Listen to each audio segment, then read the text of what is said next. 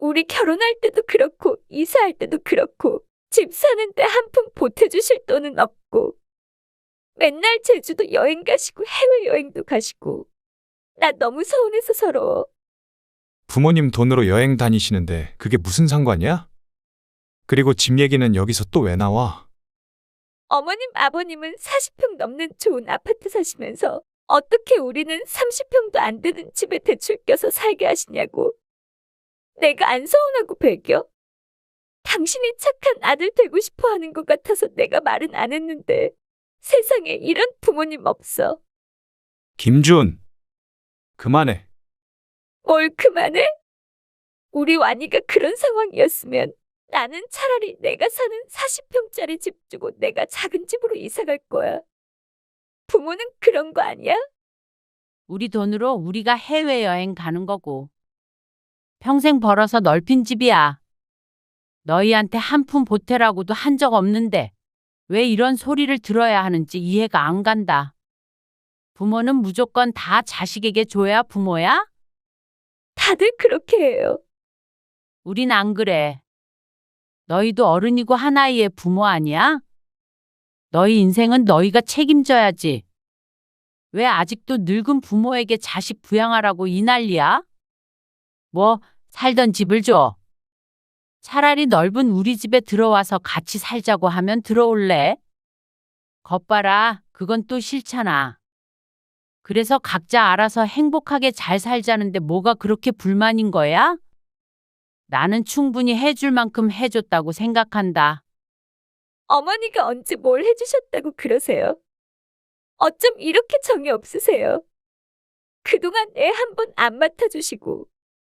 오늘 이야기 속 주인공은 62세 선순영 씨입니다. 그리고 그녀의 아들과 며느리에 관한 이야기이죠. 손 씨는 아들을 결혼시키며 집을 사주지 않았습니다. 사돈네로부터 받은 만큼 예물을 했을 뿐 그 외의 비용은 전혀 지원하지 않았죠. 며느리가 출산했을 때도 용돈은 주지 않았고 애도 봐주지 않았습니다.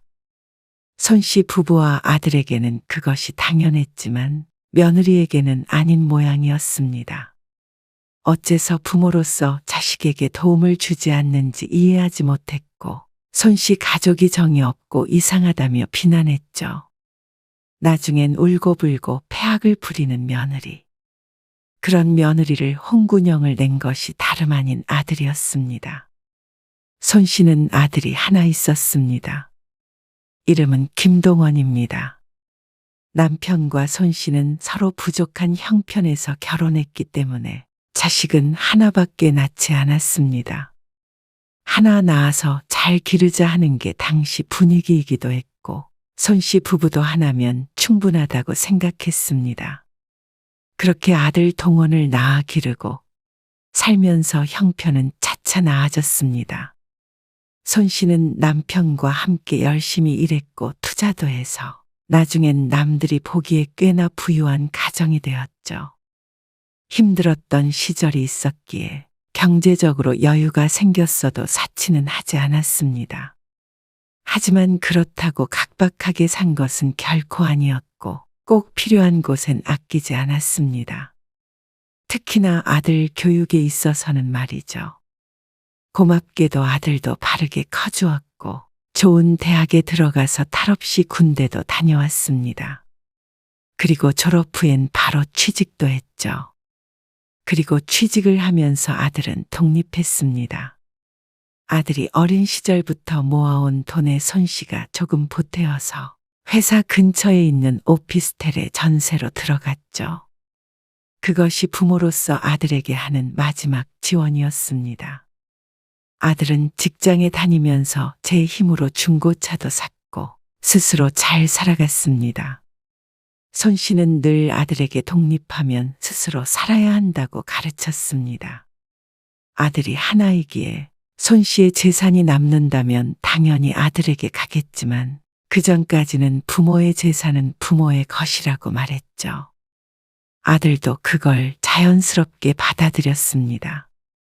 나는 우리 아들 결혼할 때 집 한 채는 해주고 싶은데 요즘 집값이 너무 비싸서 걱정이야. 자기도 아들 연애한다고 하지 않았어? 그렇다고는 하는데 아직 결혼 소식은 없는데. 그리고 집은 알아서 사야지. 부모가 당연히 집을 사줘야 하는 건 아니잖아. 그래도 여력이 되면 당연히 사줘야 하는 거 아니야? 요즘에 어떻게 집도 없이 결혼을 하겠어? 아들 결혼할 때 집 안 사주게? 서운해하지 않을까? 우리 아들은 당연히 스스로 알아서 해야 된다고 생각할 거야. 에이, 그래도 난 할 수 있는 만큼 해줄래? 주변에서는 여유도 있는 집이 아들에게 박하다며 의아해했습니다. 하지만 손씨네는 삭막한 부모 자식 관계는 전혀 아니었습니다. 오히려 남들보다 좋은 편이었습니다. 아들은 첫 월급에 감사하다며 손씨 부부에게 선물을 사주고 손씨 부부는 아들의 독립을 축하하며 밥솥 등의 가전제품을 사주기도 했죠. 또 서로 보고 싶은 날에는 언제든지 만나서 밥을 먹기도 하고 특별한 날에는 함께 여행도 갔습니다. 그런 아들이 30이 넘어서 여자친구를 소개해 주었습니다. 성격이 밝고요. 정이 많은 친구예요. 대학 시절에 아르바이트를 하다가 알게 된 친구였는데 1년 전에 우연히 다시 만나게 되어 연인으로 발전했다고 했습니다. 평범한 가정에서 자랐고 아래로 여동생이 하나 있다고 했죠. 손씨 부부도 예비 며느리를 만나보니 아들이 한 말을 이해했습니다. 안녕하세요. 김주은이라고 합니다. 어서 와요. 어머님, 말씀 많이 들었는데 정말 우아하신 것 같아요. 무척 살갑고 사교적인 성격의 예비 며느리는 참 밝았습니다. 손씨도 그 점이 좋았습니다. 딸이 있다면 이랬을까 생각을 했죠. 근데 집이 너무 좋아요. 그래요? 저도 늘 이런 곳에서 살고 싶었어요. 예비 며느리는 거실창 밖을 바라보며 말했습니다. 창밖으로 강이 보이는 건 아니지만 확 트인 전망은 꽤나 괜찮았죠. 근데 여기가 몇 평이에요? 40평 조금 넘어요. 우와, 넓네요. 애 키우기에도 너무 좋겠어요. 예비 며느리의 말에 손씨는 웃고 말았습니다. 그리고 3개월쯤 흘러 상견례를 하게 되었죠. 그런데 한 가지 여쭙고 싶은 게 있어서요. 네, 말씀하세요. 그 집 문제 말인데요. 상견례에서 예비한 사도는 아들네의 집은 어떻게 할 거냐고 물었습니다. 손씨는 아들을 바라보았습니다. 상견례가 있기 전에도 한 번 상의를 했었던 부분이었는데 아들은 오피스텔 전세금을 빼고 모아둔 돈을 합쳐서 작은 아파트 전세를 구하겠다고 했습니다. 그래서 그런가 보다 생각했는데 이제 와서 예비 사돈이 엉뚱한 주제를 꺼낸 것이었죠. 그건 제가 주은이랑 상의를 했습니다. 아들이 대신 대답하려 하자 그 말을 끊고는 예비 사돈이 손씨를 보며 말을 이었습니다. 그건 주은이한테 듣긴 들었는데 그래도 어른들끼리 얘기를 좀 해봐야 할 것 같아서 그래요. 아무리 그래도 애들을 땡전 한 푼 없이 결혼시킬 수는 없잖아요. 땡전 한 푼 없진 않을 텐데요. 손씨는 의아한 표정으로 대꾸했습니다. 결혼할 당시 아들의 나이가 33이었고 예비 며느리도 동갑내기였습니다. 이미 사회생활한 지도 수년인데 충분히 스스로의 힘으로 결혼 생활을 시작할 수 있다고 생각했습니다. 주은이도 부모님 도움 안 받기로 했어요. 아들의 말에 예비 며느리가 당황스러운 표정으로 대꾸했습니다. 나는 그렇다고 정말로 하나도 안 도와주실 줄은 몰랐어. 그러자 아들의 인상이 살짝 구겨졌습니다. 사돈께서 재력이 있으신 것 같은데 조금 도와주시면 좋잖아요. 다른 건 아니더라도 집은 있어야죠.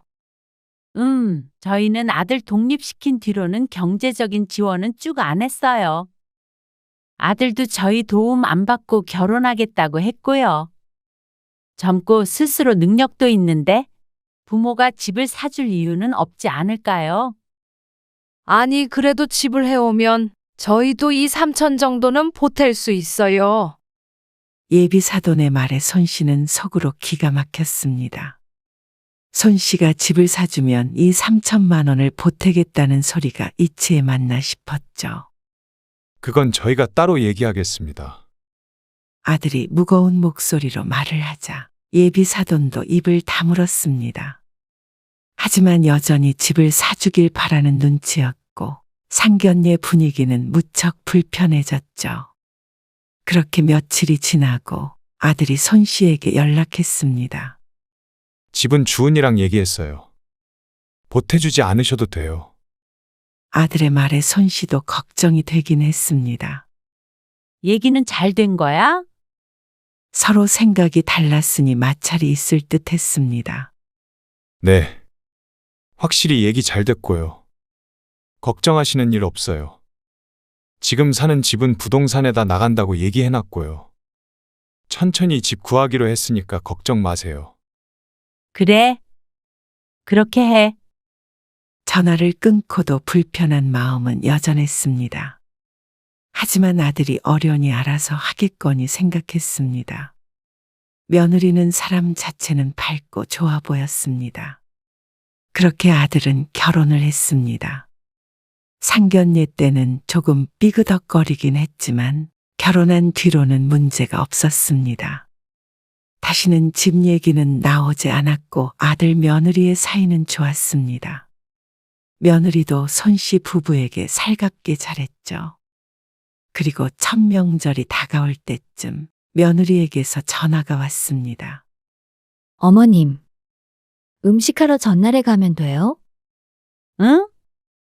음식? 명절에요. 미리 음식 준비해야 하는 거 아니에요?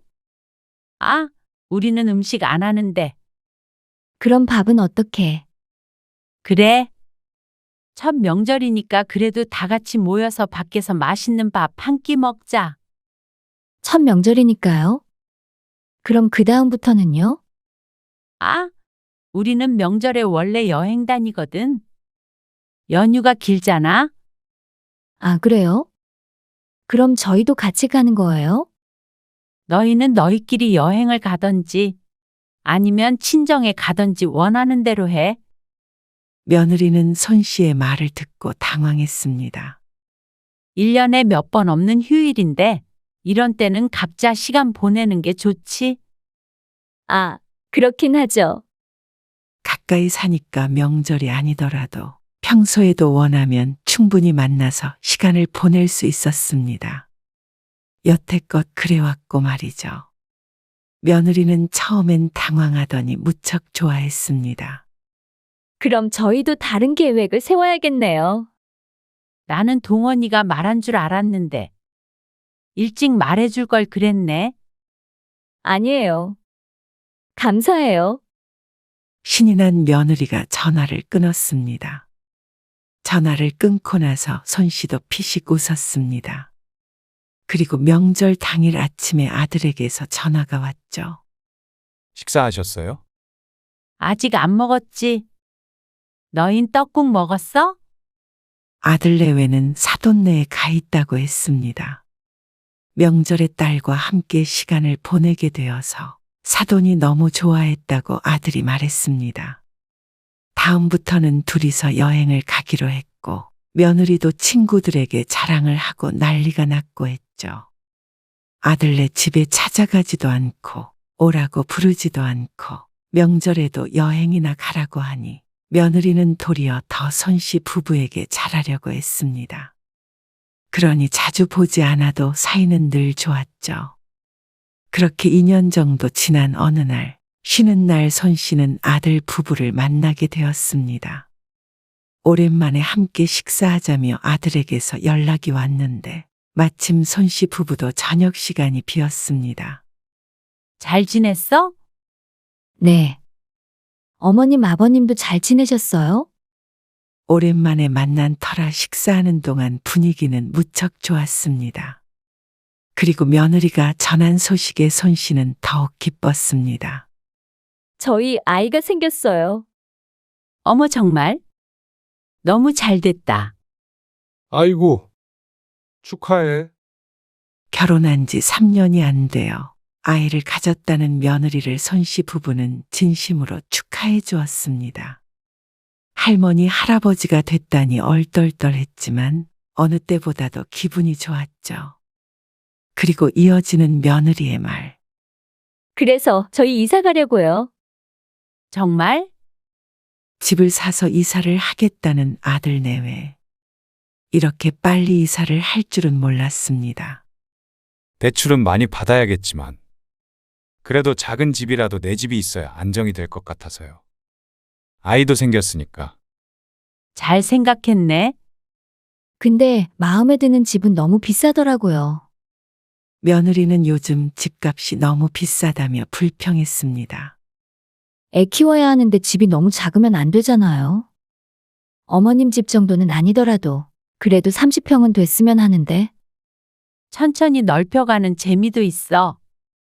손씨 부부가 그렇게 집을 넓혀온 것이었습니다. 어머님, 아버님이 조금만 도와주시면 될 것 같은데. 며느리의 말에 손씨도 당황했고 아들도 놀라서 며느리를 쳐다보았습니다. 주은아, 아니, 2억 정도만 있으면. 갑자기 그게 무슨 말이야? 며느리는 손씨 부부의 도움을 받았습니다. 빌려주시면 천천히 갚으면 되지. 아들과는 상의된 바가 아닌 듯 아들이 며느리를 말렸습니다. 우리가 충분히 살 수 있는데 돈을 왜 빌려? 빌려도 은행에서 빌려야지. 그 대출 받자는 것도 어머님, 아버님 도움받으면 안 받아도 되는 거잖아. 비싼 이자 내가면서 왜 그래? 집에 가서 얘기하자. 아들의 단호한 대답에 며느리가 입을 삐죽거렸습니다. 손씨도 남편도 그 뒤론 별말은 하지 않았지만 어쩐지 며느리가 자신들을 원망하는 것처럼 느껴졌습니다.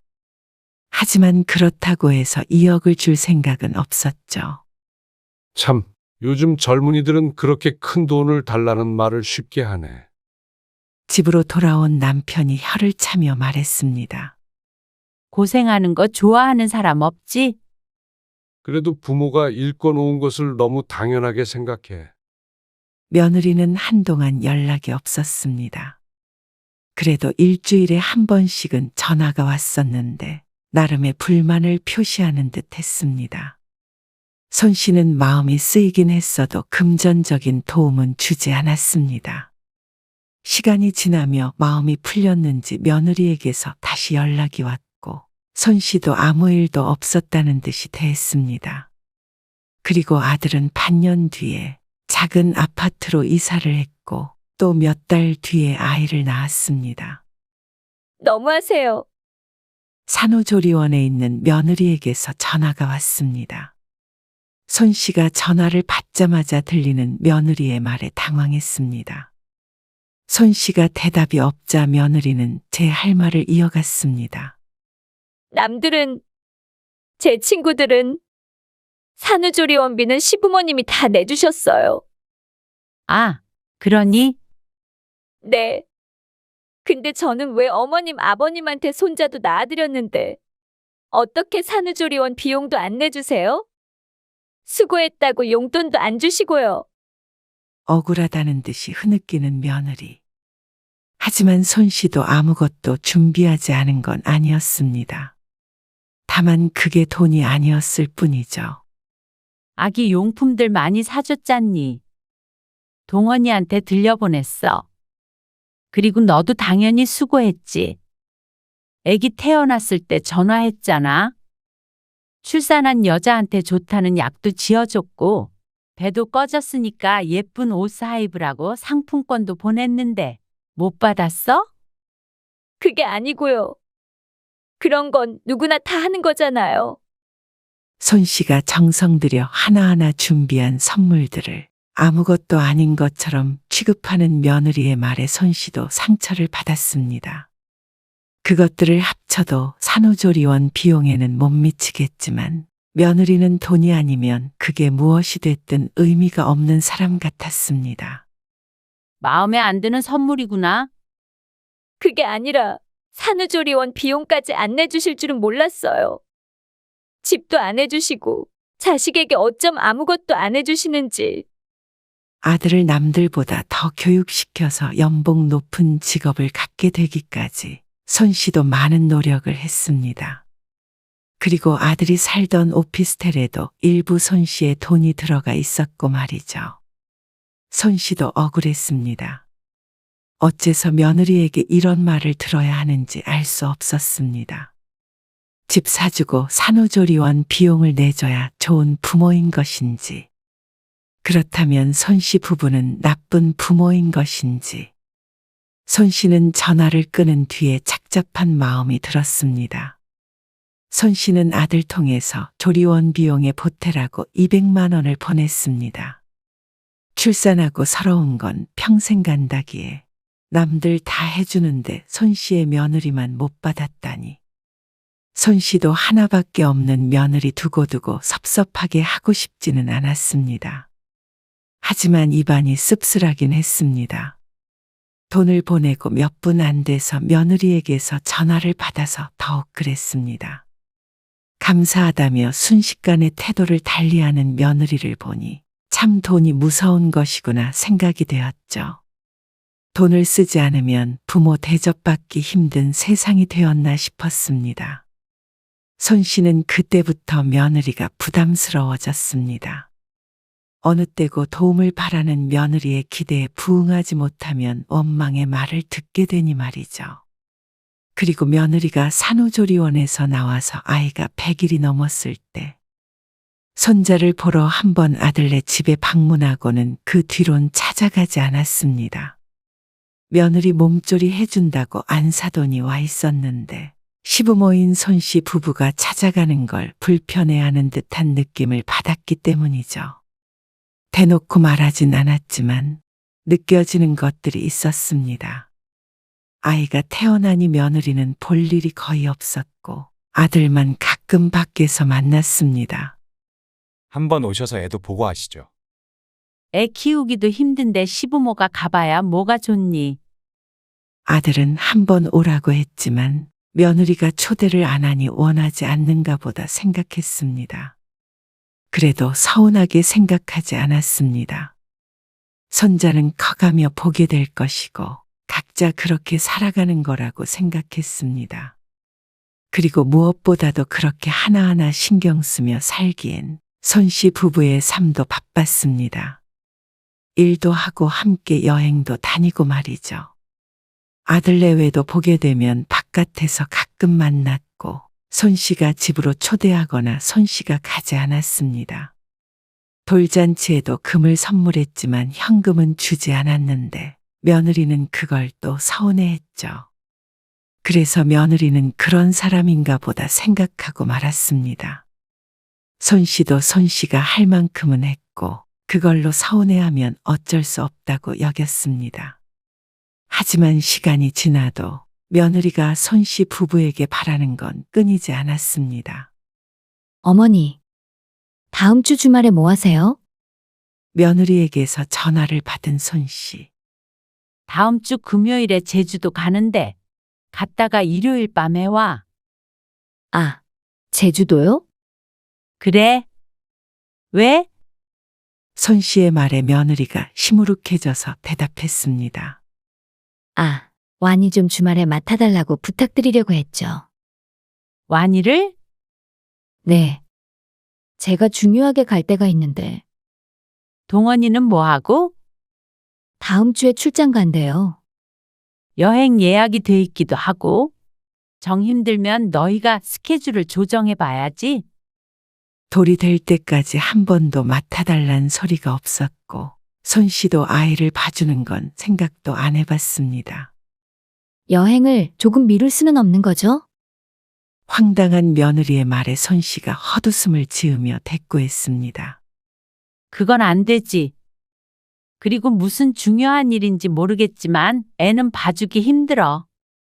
처음엔 여행 때문에 안 되는가 보다 생각했던 며느리가 애는 봐줄 수 없다는 손 씨의 말을 제대로 이해했는지 무척 서운해했습니다. 아예 못 봐주신다고요? 그래. 다 늙어서 어떻게 애를 보니? 골병 들어 손목도 안 좋고. 그래도 급한 일 있으면 할머니, 할아버지가 좀 봐주실 수도 있죠. 동원이 결혼할 때도 애는 못 봐준다고 했는데 그건 들었지만 아들이 전달을 안 한 건 아닌 모양이었습니다. 그동안 한 번도 안 맡긴 이유가 그것이었던 모양인데, 그런데 며느리는 이제 슬슬 맡아줄 때도 된 것이 아닌가 생각하는 듯 했죠. 애 안 봐주는 시부모님이 어디 계세요? 또 이상한 논리로 손 씨를 나쁜 부모로 몰아가는 며느리였습니다. 이런 대화에 지난 몇 년간 질릴 대로 질려버렸습니다. 안 봐주는 시부모도 세상 어딘가엔 많겠지? 우리도 우리 스케줄이 있고 나름의 사정이 있잖니. 자식은 부모가 키우는 거고. 정말 매정하시네요. 그럼 안 매정한 안사돈을 놔두고 왜 매정한 자신에게 연락했는지 모를 노릇이었습니다. 그렇게 며느리는 또 한동안 연락이 뜸했습니다. 주은이랑 무슨 일 있으셨어요? 왜? 아니, 요즘 연락도 잘 안 하는 것 같고 완이랑 같이 보러 가자고 하니까 아니에요. 아들이 말을 다 잊지는 않았지만 어쩐지 알만했습니다. 보고 싶은 사람끼리 만나면 되지 뭐. 그건 그런데 아들이 의아한 듯 중얼거렸습니다. 그 뒤로 아들이 가끔씩 손자를 데리고 손 씨의 집으로 찾아왔고, 그럴 때마다 며느리는 없었습니다. 그렇지만 손 씨 부부는 개의치 않았습니다. 오고 싶지 않은 사람에게 왜 안 오냐며 호통칠 이유도 없었습니다. 그런데 어느 날이었습니다. 동원아, 엄마 아빠 다음 달에 이모한테 가서 좀 지내다 오려고. 이모요. 미국에 계시잖아요. 응. 이모가 1년 동안 일을 쉰대. 그래서 엄마 아빠도 가서 한 달 정도 있다가 오려고. 한 달 동안이나요? 이모네 집에서요? 에이, 그건 아니고. 근처에 숙소 얻을 거야. 그냥 이모랑 같이 시간 보내고 관광도 하고 그러는 거지. 재밌겠네요. 진짜 재밌겠지? 기대돼. 미국엔 한 번도 못 가봤잖아. 저도 일만 아니면 가고 싶네요. 나중에 너희도 휴가에 한번 다녀오던지. 엄마가 먼저 가보고 좋은지 알려줄게. 알겠어요. 아들과 웃으며 전화를 끊었습니다. 손 씨는 여동생과 통화하며 숙소도 알아보고 근처 여행 계획도 세우며 하루하루를 즐겁게 보냈습니다. 그런데 며칠 뒤에 아들이 웬일로 며느리와 함께 밥을 먹자고 했습니다. 그래서 집 근처 식당에서 만나게 되었죠. 미국 가신다고요. 아, 다음 달에. 저도 미국엔 한 번도 못 가봤는데. 그래, 우리도 못 가봤어. 동원이도 그렇고. 그럼 같이 가면 좋을 텐데. 그러면 좋겠지만 일하는데 어떻게 가겠어? 저희 휴가 맞춰서 같이 가면 좋죠. 그러자 아들이 말했습니다. 뭐하러 그래? 우리 휴가는 아직 멀었는데. 우리끼리 나중에 가자. 아들의 말에 며느리가 한숨을 푹 쉬며 말했습니다. 어머님, 아버님은 참 말끝을 흐리는데 기분이 묘했습니다. 해외 여행 갈 여유도 있으시고 부럽네요. 정말 부러워서 하는 소리가 아니라 꼭 비꼬는 듯한 말이었습니다. 기가 차서 있자 아들이 대신 대답했습니다. 무슨 말이 그래? 해외여행 가실 수도 있지. 아니, 그렇잖아. 당신은 어머님, 아버님한테 섭섭하지도 않아? 뭐가 섭섭해야 되는 건데? 우리 결혼할 때도 그렇고 이사할 때도 그렇고 집 사는데 한 푼 보태주실 돈은 없고 맨날 제주도 여행 가시고 해외여행도 가시고 나 너무 서운해서 서러워. 부모님 돈으로 여행 다니시는데 그게 무슨 상관이야? 그리고 집 얘기는 여기서 또 왜 나와? 어머님, 아버님은 40평 넘는 좋은 아파트 사시면서 어떻게 우리는 30평도 안 되는 집에 대출 껴서 살게 하시냐고. 내가 안 서운하고 배겨? 당신이 착한 아들 되고 싶어 하는 것 같아서 내가 말은 안 했는데 세상에 이런 부모님 없어. 김주은, 그만해. 뭘 그만해? 우리 완이가 그런 상황이었으면 나는 차라리 내가 사는 40평짜리 집 주고 내가 작은 집으로 이사 갈 거야. 부모는 그런 거 아니야? 며느리의 논리가 기가 막혔습니다. 어째서 부모는 자식을 위해 그래야 하는 건지 몰랐습니다. 그렇다고 손씨 부부가 자식을 나몰라라 하는 매정한 부모는 절대 아니었습니다. 다만 아들이 독립했으니 경제적으로도 독립을 해야 한다고 믿는 것이었죠. 당신 자꾸 왜 그러는 거야? 아니, 말 잘했다. 너는 명절에 오지 말라고 하면 좋아하고, 시부모가 집에 오는 건 싫으면서, 어째서 부모한테선 하나라도 더 못 받아서 안달이야? 그게 아니라 동원이 말처럼 우리 돈으로 우리가 해외여행 가는 거고, 평생 벌어서 넓힌 집이야.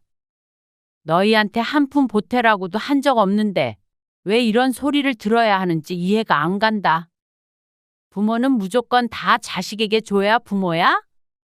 다들 그렇게 해요. 우린 안 그래. 너희도 어른이고 하나이의 부모 아니야? 너희 인생은 너희가 책임져야지. 왜 아직도 늙은 부모에게 자식 부양하라고 이 난리야? 뭐, 살던 집을 줘. 차라리 넓은 우리 집에 들어와서 같이 살자고 하면 들어올래? 꿀먹은 벙어리가 된 며느리에게 손씨가 말했습니다. 겁봐라. 그건 또 싫잖아. 그래서 각자 알아서 행복하게 잘 살자는데 뭐가 그렇게 불만인 거야? 나는 충분히 해줄 만큼 해줬다고 생각한다. 어머니가 언제 뭘 해주셨다고 그러세요? 산후조리원 비용도 제가 전화드리니까 겨우 주셨잖아요. 어쩜 이렇게 정이 없으세요? 주은아, 진짜 그만해. 나 화나려고 해. 이만 일어나. 내가 뭘 잘못했는데? 그동안 애 한 번 안 맡아주시고 왜 내가 할 말도 못해야 해? 너, 나랑 결혼한 거 맞아? 아니면 우리 부모님이랑 결혼한 거야? 그게 아니라 지난번에도 얘기했지. 우린 우리 인생 살면 된다고. 우리도 그만한 능력 된다고.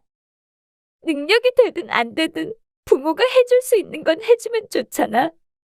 계속 이러면 나 당신이랑 못 살아. 뭐? 말이 너무 심한 거 아니야? 추태 부리지 말고 얼른 일어나. 아들이 재촉하자 며느리가 마지못해 자리에서 일어났습니다. 죄송해요. 다시 연락드릴게요. 먼저 일어나겠습니다. 아들이 며느리와 아이를 데리고 식당을 나갔습니다. 손씨 부부는 혼이 나간 듯 앉아 있었습니다. 우리가 잘못 생각한 거야? 뭐가 잘못된 건지 몰랐습니다. 잘못됐다기엔 아들과의 사이는 좋았습니다. 납득하지 못하는 건 며느리뿐이었죠.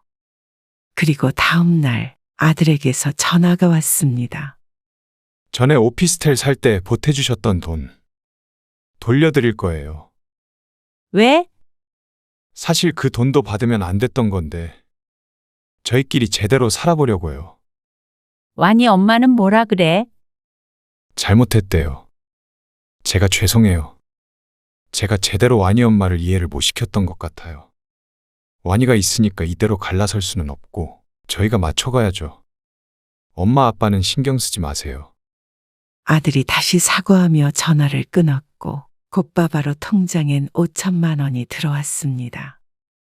이 일로 난리를 칠 줄 알았던 며느리는 어쩐 일인지 전화해서 사과를 했습니다. 아들이 뭐라고 했는지는 모르겠고 실제로 잘못했다고 생각하는지도 몰랐지만 손씨도 알겠다고만 하고 전화를 끊었습니다. 앞으로는 이런 일이 없을 것이라고 했으니 손씨가 신경 쓰지 않아도 됐습니다. 아들 부부 사이의 일은 둘이 알아서 할 테니 말이죠. 이혼을 하든 이혼을 안 하든 손 씨가 관여할 부분은 아니었습니다. 그런 며느리와 결혼한 것도 아들의 선택이었고, 맞춰가며 살기로 한 것도 아들의 선택이었습니다. 다만 그런 며느리와 손 씨 부부의 사이를 되돌리려면 아주 오랜 시간이 걸릴 듯 했습니다. 당분간은 웃는 낯으로 며느리를 볼 수는 없었습니다. 그만 신경 끄고 여행 준비나 해. 알았어. 아들네 문제는 있고 손 씨 부부만 생각하며 살기로 했습니다. 그래도 짧은 인생이니 말이죠.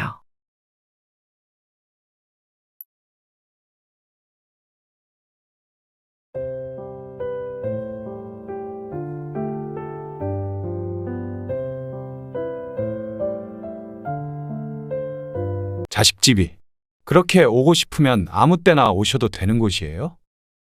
엄마 아빠가 집 주셨다고 그럴 권리는 없는 거잖아요.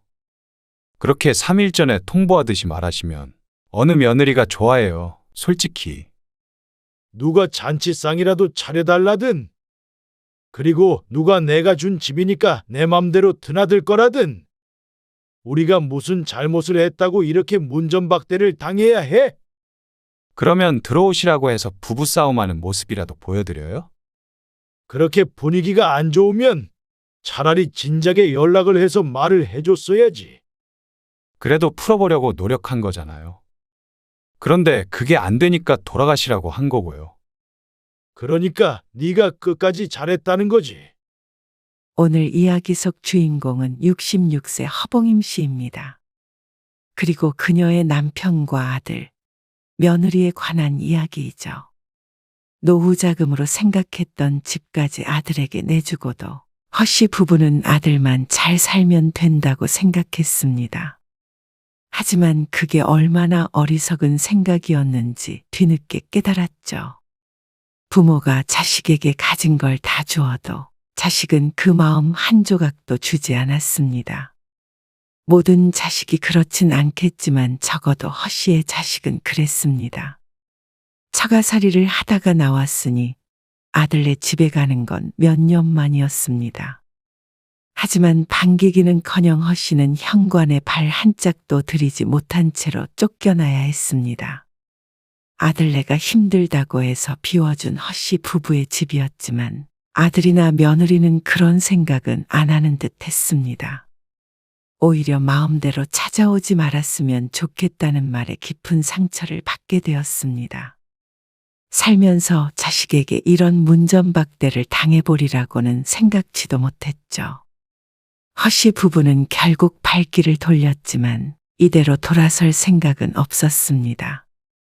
그래서 집에 내려가는 길에 아들 내외에게 본때를 보여주기로 결심했습니다. 허 씨 부부는 아들이 하나 있었습니다. 자식이라고는 하나밖에 없기 때문에 나중에 장가갈 때 집 한 채라도 해주자 싶어서 열심히 살았습니다. 남편이나 허 씨 모두 번듯한 직장이 있었어도 자식 물려줄 돈 모으랴, 스스로의 노후 챙기랴, 평생 허리띠를 졸라매며 살아야 했죠. 그래서 허 씨 부부의 바람대로 아들이 결혼할 때는 아파트 한 채를 해줄 수 있었습니다. 아들과 며느리가 함께 다니는 직장이 허 씨의 집 근처였기 때문에 자연스럽게 아들네 신혼집도 그 근처가 되었습니다.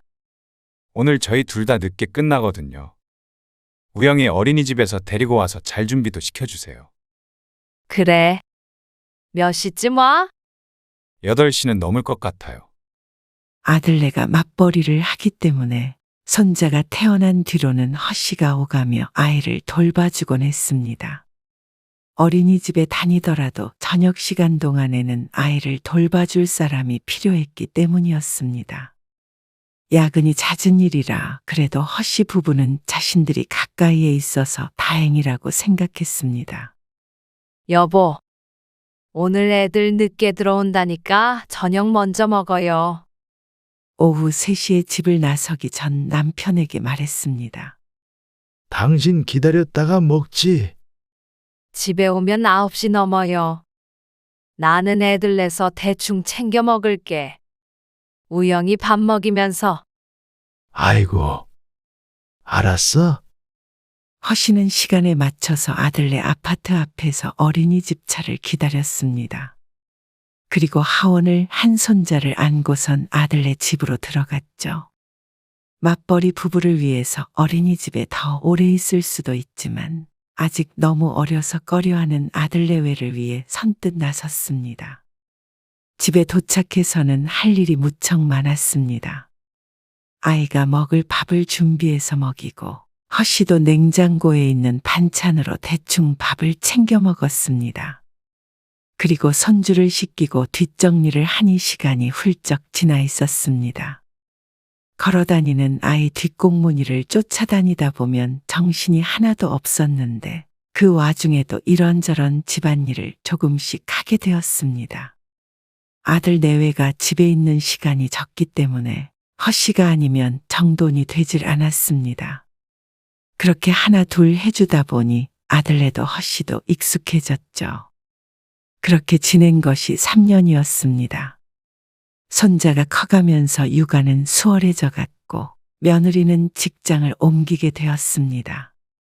이전에 다니던 직장보다 훨씬 근무 시간이 자유로워졌습니다. 저 왔어요. 왔니? 이제 우영이 밥 차리려고 하는데. 네. 저 잠깐 씻고 나올게요. 오후 5시에 퇴근한 며느리가 씻으러 들어가고 허씨는 손자 밥을 차려주었습니다. 그리고 설거지를 하기 전에 냉장고 문을 열어보았습니다. 종종 반찬을 해두는데 아들 내외가 집에서 밥을 잘 먹지 않기에 한 번씩 냉장고 안을 정리해야 했습니다. 뭐 하세요? 안 먹은 반찬 좀 치우려고. 아, 제가 할게요. 설거지 하는 김에 같이 치우려는데. 아니요. 두세요. 허씨가 고개를 갸웃거리며 냉장고 문을 닫았습니다. 허씨가 늘 해오던 일이었기 때문이었죠. 그리고 그릇 몇 개를 씻고 돌아섰는데 며느리가 식탁 앞에 앉아 있었습니다. 저녁 먹게? 아, 아니요. 이따가 애 아빠 오면 같이 먹을 거예요. 드릴 말씀이 있어서요. 왜? 무슨 일 있어? 며느리의 심각한 기색에 허씨가 젖은 손을 옷에 닦으며 맞은편에 앉았습니다. 그런 건 아니고요. 우영이가 이제 좀 컸잖아요. 그래. 많이 컸어. 허씨가 뿌듯하게 웃으며 손자를 쳐다보았습니다. 그런데 그런 허씨에게 며느리가 말했습니다. 그래서 이제는 어머님이 저희 집에 안 오셔도 될 것 같아요. 아, 그래? 네. 우영이 어린이집 선생님하고 얘기했는데요. 이제부터 6시 반에 제가 데리러 가기로 했어요. 허씨는 잘 됐다고 생각했습니다. 당장 내일부터 오지 말란 소리에 잠시 당황하긴 했지만 그래도 이제 며느리가 충분히 자신의 도움 없이 지낼 수 있을 거라고 생각했습니다. 며느리의 말대로 아이가 컸으니 말이죠. 이제 가셔도 돼요.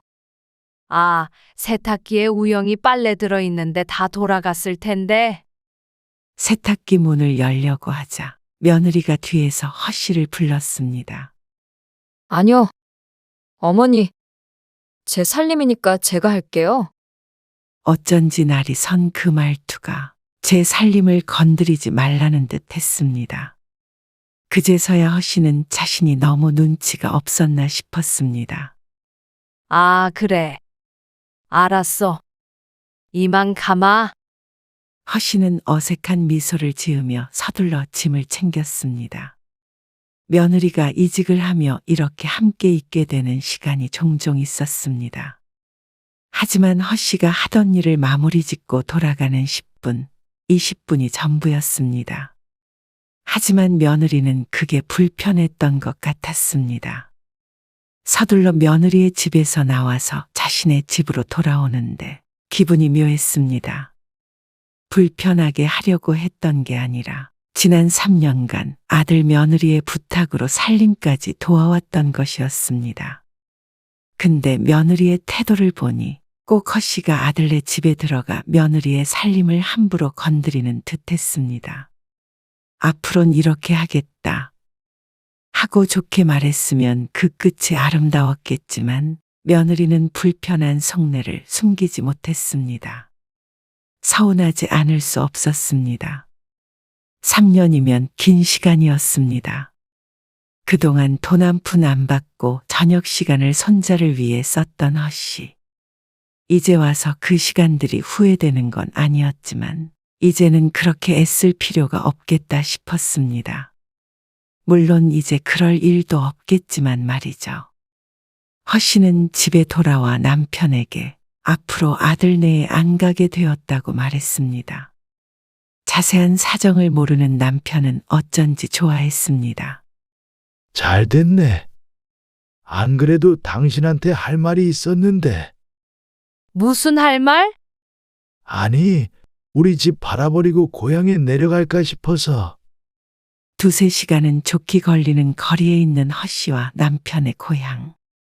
남편은 이곳 생활을 정리하고 이만 내려가는 게 어떻겠냐고 허씨를 설득했습니다. 이전 같았으면 거절했을 허씨는 그것도 나쁘지 않겠다고 생각했습니다. 마침 이제 아들네도 갈 일이 없을 것이고 가족이나 친구들이야 고향에도 많았습니다. 그래서 남편이 시골에 집을 알아봤고 허씨는 살던 집을 내놓으려고 했습니다. 그러자 주변에서 말렸습니다. 시골집 얼마나 한다고? 아파트는 팔지 말고도. 부동산 가지고 있으면 계속 가격이 오를 텐데. 돈으로 바꾸면 홀랑 써버리지. 노후 자금하려면 안 파는 게 좋아. 그러자 남편도 집을 팔지 말고 두자고 했습니다. 그래서 살던 집은 전세로 주고 시골에 있는 작은 주택을 사서 내려가게 되었습니다. 아들네는 1년에 3-4번 내려왔습니다. 거의 매일 보다가 드문드문 보게 되니 이상하기도 했지만 이렇게 떨어져서 사는 게 서로 사이는 더 좋은 것 같았죠. 그런데 허씨 부부가 시골로 이사한 지 2년째 되는 어느 날에 아들이 명절에 내려와서 말했습니다. 저희 집이 경매에 넘어가게 생겼어요. 뭐? 청천벽력 같은 소리였습니다. 그동안 회사 다니면서 사업을 해보려고 준비를 했었거든요. 사업이라는 두 글자에 허씨의 심장이 쿵 하고 내려앉는 듯 했습니다.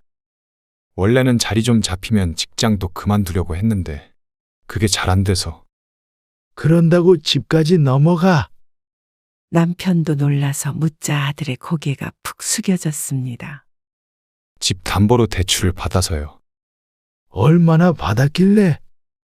못 갚을 정도야. 받을 수 있는 만큼 다 받았어요. 그리고 신용대출도 좀 있고요. 눈앞이 깜깜해져서 며느리를 쳐다보았는데 며느리도 같은 표정이었습니다. 우영이 엄마도 알고 있었던 거야? 같이 준비했어요. 허씨도 남편도 한동안 말이 없었습니다. 집만 넘어간 게 아니라 신용대출까지 받았다는 말에 어떻게 일을 수습해야 할지 막막했죠. 그러면서 아들은 집은 이대로 되찾지 못할 것 같으니 신용대출이라도 갚을 수 있게 돈을 빌려달라고 했습니다. 그리고 이어지는 말에 허씨는 입에서 앓는 소리가 새어나왔습니다. 지금 우영이 엄마 뱃속에 둘째도 있어요. 애도 태어날 텐데 길거리에 나앉게 생겼어요. 우울한 명절이 지나가고 아들과 며느리도 돌아갔습니다. 그리고 허씨와 남편은 심란해졌죠. 지금 상황이 그렇다는데. 남편이 말을 잇지 못하고 한숨을 쉬었습니다. 허씨도 지끈거리는 머리를 짚었습니다. 급한 불은 끄게 해줘야지. 어쩔 도리가 없었습니다. 곧 태어날 둘째까지 떠올리니 발밑이 쑥 꺼지는 느낌이었습니다. 그래서 허씨와 남편은 다음날 아들에게 신용대출을 갚을 돈을 송금해 줬습니다. 그 뒤로 신용대출은 갚았지만 집은 지키지 못했습니다. 곧 집을 나와야 한다고 했는데 갈 곳이 없었죠. 그 엄마 사시던 집. 거기 계약 언제 끝나요? 그리고 아들은 허씨 부부가 살던 집에 들어가서 살고 싶다고 했습니다. 하지만 새로운 세입자가 들어온 지 아직 반년밖에 되지 않은 상태였습니다.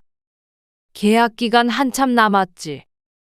안 그래도 남편이 세입자에게 이사 계획이 있는지 물어봤었는데 적어도 몇 년간은 없다는 대답을 들은 뒤였습니다. 그런데 얼마 뒤 아들이 뜻밖의 말을 했습니다. 장모님이 당분간 들어와서 살라고 하시네요. 하지만 허씨 부부는 다소 걱정스러웠습니다. 처가살이라는 게 쉬운 일이 아니었습니다. 하지만 상황이 상황인지라 방법이 없었죠. 아들도 고민을 하는 듯 하더니 결국 안사돈네 집으로 들어가기로 결정했습니다. 이제 곧 둘째 태어나면 장모님이랑 같이 사는 게 나을지도 모르겠어요. 첫째를 키울 때 허씨가 했던 고생을 생각하면 아들 입장에선 현명한 선택인지 몰랐습니다. 그래. 도움받으면서 다시 시작해. 그래도 둘이 버는데 못 일어나겠니? 그런데 아들이 처가에 얹혀 살게 되니 얼굴을 보기가 무척이나 어려워졌습니다. 곧 둘째 손주도 태어나서 처음 1년 정도는 아이 때문에 전혀 오질 못했는데 그렇다고 아들 보자고 사돈네 집으로 찾아갈 수는 없는 노릇이었습니다. 나중에는 아들이 손주들을 데리고 내려왔지만 1년에 2번 명절이 고작이었습니다. 그마저도 점점 드물어졌습니다. 돈 버느라 바쁘다며 말이죠. 그렇게 아들이 사돈네에 들어가 산게 3년이 다 돼갈 때쯤 어느 날 아들이 혼자 허씨 부부의 집에 찾아왔습니다.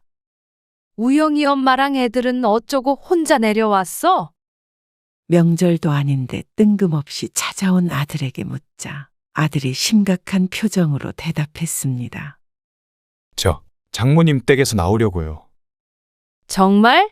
분가하게? 네. 힘들어서 더는 처가살이 못하겠어요. 이렇다 할 말이 없길래 그동안 잘 지내고 있는 줄 알았습니다. 아들은 뭐가 힘들었는지 자세히 설명하진 않았지만 짐작이 갔습니다.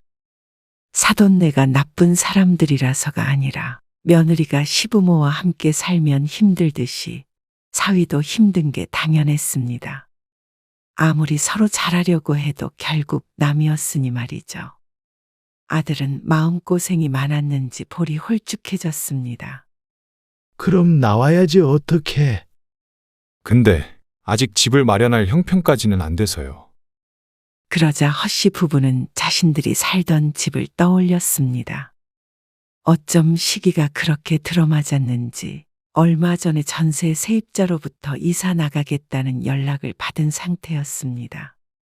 그리고 마침 아들도 그 얘기를 꺼냈습니다. 그 집이요. 세입자 나가게 되면 저희가 들어가서 살면 안 될까요? 그러면 전세 보증금을 내줘야 하는데. 그것도 문제였습니다. 다음 세입자가 오면 그 돈으로 보증금을 내줘야 할 텐데 아들네가 들어와서 산다고 하면 허씨 부부의 돈으로 돌려줘야 하기 때문에 큰 돈이 묶이게 되죠. 그러면 저희가 6천만 원 정도는 보탤 수 있을 것 같아요. 그 돈으로는 택도 없었습니다. 그리고 사실상 아들 부부를 그곳에 살게 하면 다시 돌려받기는 틀렸다고 봐야 했습니다. 그러니 아들네에게 6천만 원을 받고 미리 집을 물려준 셈이 될 듯 했습니다. 아들도 그걸 아니 웬일로 돈을 준다고 하는 것이었겠죠. 하지만 신용대출을 갚으라고 이미 빌려줬던 걸 아직도 못 돌려받은 걸 생각하면 6천만 원은 그 돈밖에 되지 않았습니다. 그래도 아들이 처가살이가 힘들다고 나오고 싶다는데 어쩌겠나 싶었습니다. 아들네도 힘들 것이고 아들네를 데리고 사는 사돈네에게도 못할 짓인 듯 했습니다. 그럼 다음 달 15일에 이사 나간다니까. 그때 들어가서 살아. 그러자 아들이 눈을 크게 떴습니다. 그 안에 희망이 보였죠. 그렇게 아들네는 허씨가 살던 아파트로 다시 분가해서 나오게 되었습니다. 언제 한번 꼭 올라오세요. 상다리 부러지게 차려놓고 대접할게요. 아들 내외는 허씨에게 무척 고마워했습니다. 그래서 집들이 하러 꼭 올라오라며 신신당부를 했죠. 허씨 부부는 아들이 이사하고 2달 정도가 흘렀을 때 아들에게 연락했습니다. 너희가 집들이 하러 오라 그랬잖아. 한번 올라갈까 하는데 이번 주 주말에 괜찮아? 남편이 전화해서 묻자 아들이 얼른 대답하지 않고 우물쭈물 거렸습니다. 아, 이번 주요?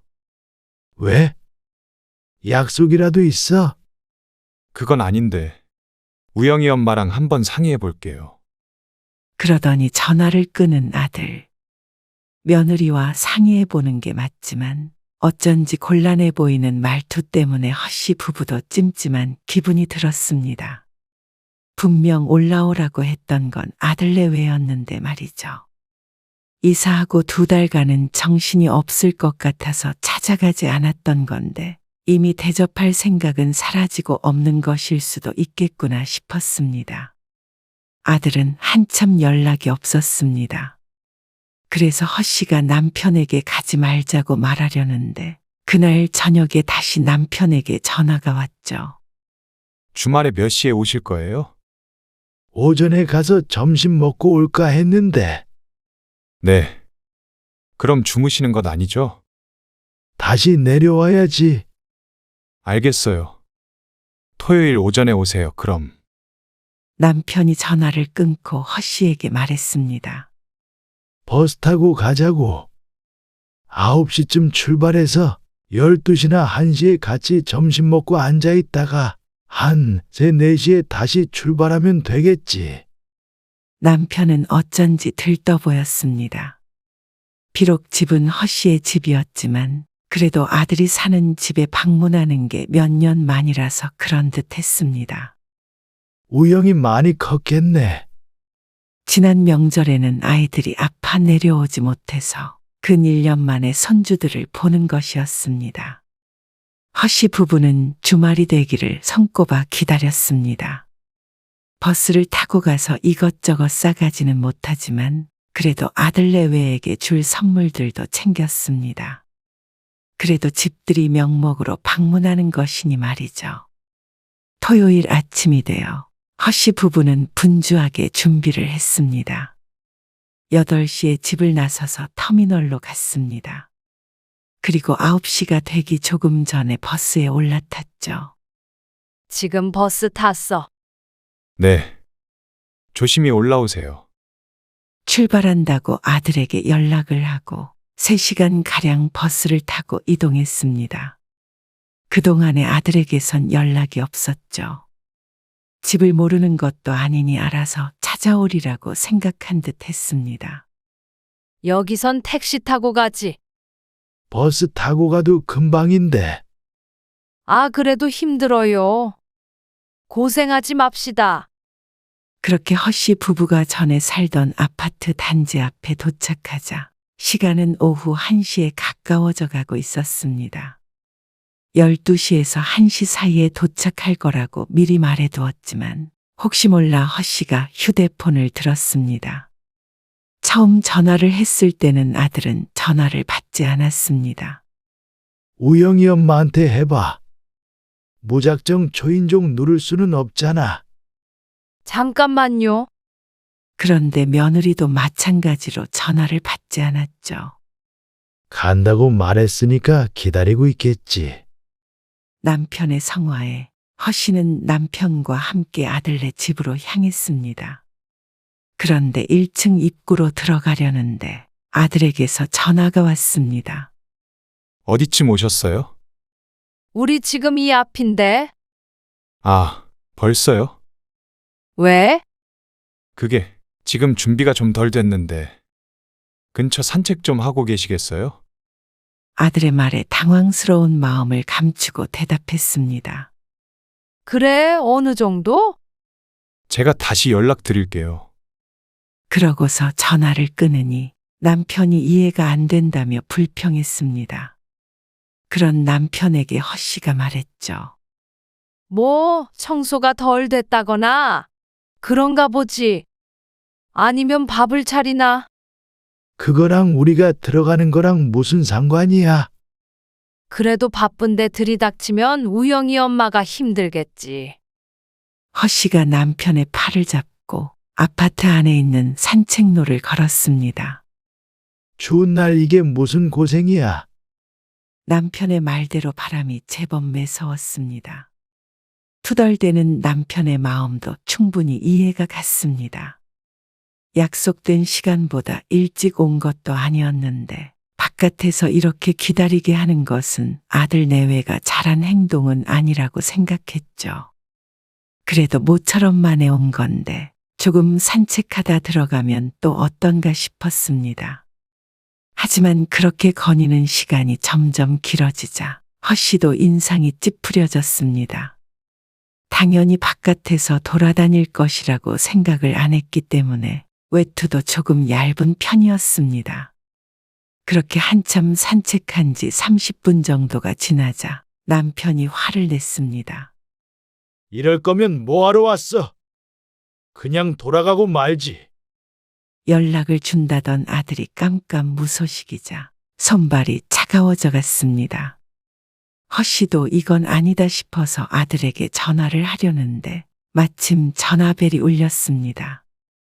이제 올라오세요. 허 씨와 남편은 종종 걸음으로 다시 아들네 집으로 향했습니다. 여기까지 왔는데 화 좀 난다고 되돌아가긴 힘들었죠. 문 앞에 도착해 초인종을 누르자 안에서 잠시만 기다리라는 아들의 목소리가 들렸습니다. 도대체 언제까지 기다리라는 것인지. 금방 문을 열어줄 줄 알았는데 아들은 얼른 나오지 않았습니다. 그렇게 몇 분 서 있자 아들이 붉어진 얼굴로 문을 열었습니다. 표정이 하도 이상해서 인사말보다도 다른 말이 먼저 튀어나왔습니다. 너 무슨 일 있는 거야? 그러자 아들이 들어오란 소리도 안 하고 한숨을 푹 내쉬었습니다. 정말 죄송한데요. 지금 손님 맞을 상황이 아니라. 왜 그러는데? 우영이 엄마랑 싸웠어? 얼굴이 하도 안 좋아서 묻자 아들이 대답하지 않았습니다. 정말로 부부싸움이라도 한 모양이었습니다. 아무 일도 아니에요. 아무 일도 아닌데 손님 맞을 상황이 아니야? 죄송한데 오늘은 돌아가시고 다음에 다시 오실래요?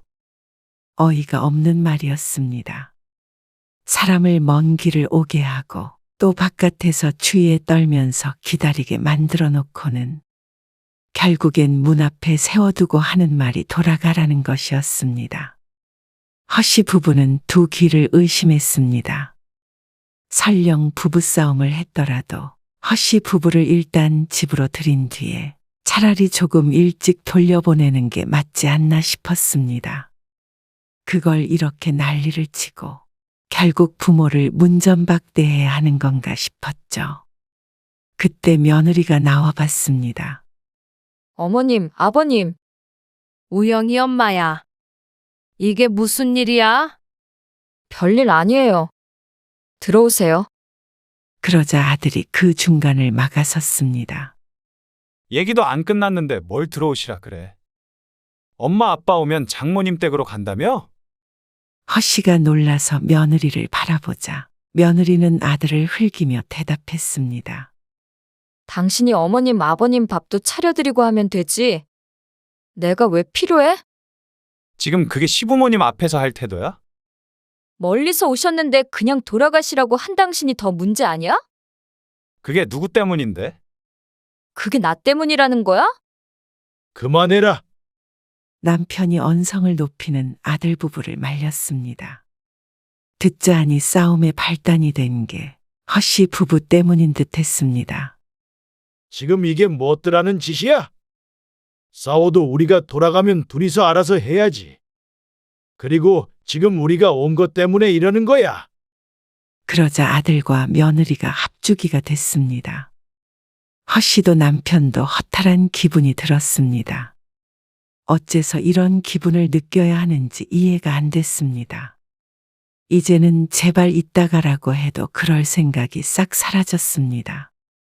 그럴 거면 오란 소리는 왜 해? 그러게 말이야. 거하게 대접하네 마네 하더니 그게 아니고 그러니까 어머님, 아버님은 들어오세요. 저는 친정에 일이 있어서 가볼 거고요. 대접은 우영이 아빠가 할 거예요. 그러더니 며느리는 집 안으로 잠시 들어갔다가 가방 하나를 들고 나왔습니다. 애들은 어쩌고. 당신이 하루 보면 되지? 며느리는 잠시 허씨 부부에게 고개를 숙여 인사하더니 정말로 가버렸습니다. 아들은 열이 받는지 씩씩대면서 현관 앞을 서성거렸고 허씨는 어안이 벙벙해서 말없이 서 있었습니다. 무슨 이런 일이 다 있나 싶었습니다. 그러다 불길이 허씨 부부에게로 튀었습니다. 아니, 그러게 왜 갑자기 올라오신다고 하신 거예요? 이 모든 게 허씨 부부의 탓이라는 듯 말하는 아들. 오시라 그럴 땐 안 오시더니. 저희 집이 그렇게 오고 싶으면 아무 때나 오셔도 되는 곳이에요? 엄마 아빠가 집 주셨다고 그럴 권리는 없는 거잖아요. 도대체 기가 막혀서 말도 나오지 않았습니다. 누가 들으면 집 줬다는 핑계로 매일 찾아와서 저들을 괴롭힌 줄 알 듯했습니다. 그렇게 3일 전에 통보하듯이 말하시면 어느 며느리가 좋아해요, 솔직히. 바쁜지 물었고 만약 바쁘다고 다음에 보자고 했으면 그대로 전화를 끊었을 것이었습니다. 허씨 부부도 그렇게 경우 없는 사람들은 아니었습니다. 그런데 아들이 괜찮다고 해서 왔는데 어째서 이런 취급을 받아야 하는지 이해가 가지 않았습니다. 누가 잔치상이라도 차려달라든, 그리고 누가 내가 준 집이니까 내 맘대로 드나들 거라든, 우리가 무슨 잘못을 했다고 이렇게 문전박대를 당해야 해? 허씨 부부는 발끝 하나도 현관 안으로 들이지 못했습니다. 그러면 들어오시라고 해서 부부싸움하는 모습이라도 보여드려요? 그렇게 분위기가 안 좋으면 차라리 진작에 연락을 해서 말을 해줬어야지. 그래도 풀어보려고 노력한 거잖아요. 그런데 그게 안 되니까 돌아가시라고 한 거고요. 그러니까 네가 끝까지 잘했다는 거지. 잘했다는 게 아니라 일이 이렇게 된 데에는 엄마 아빠 영향이 크다 이거죠. 남편도 어이가 없는지 허공에다가 숨을 몇 번 내쉬었습니다. 그래. 어차피 이렇게 된 거 들어가서 하하호 할 수도 없고. 이만 돌아가마. 그러세요.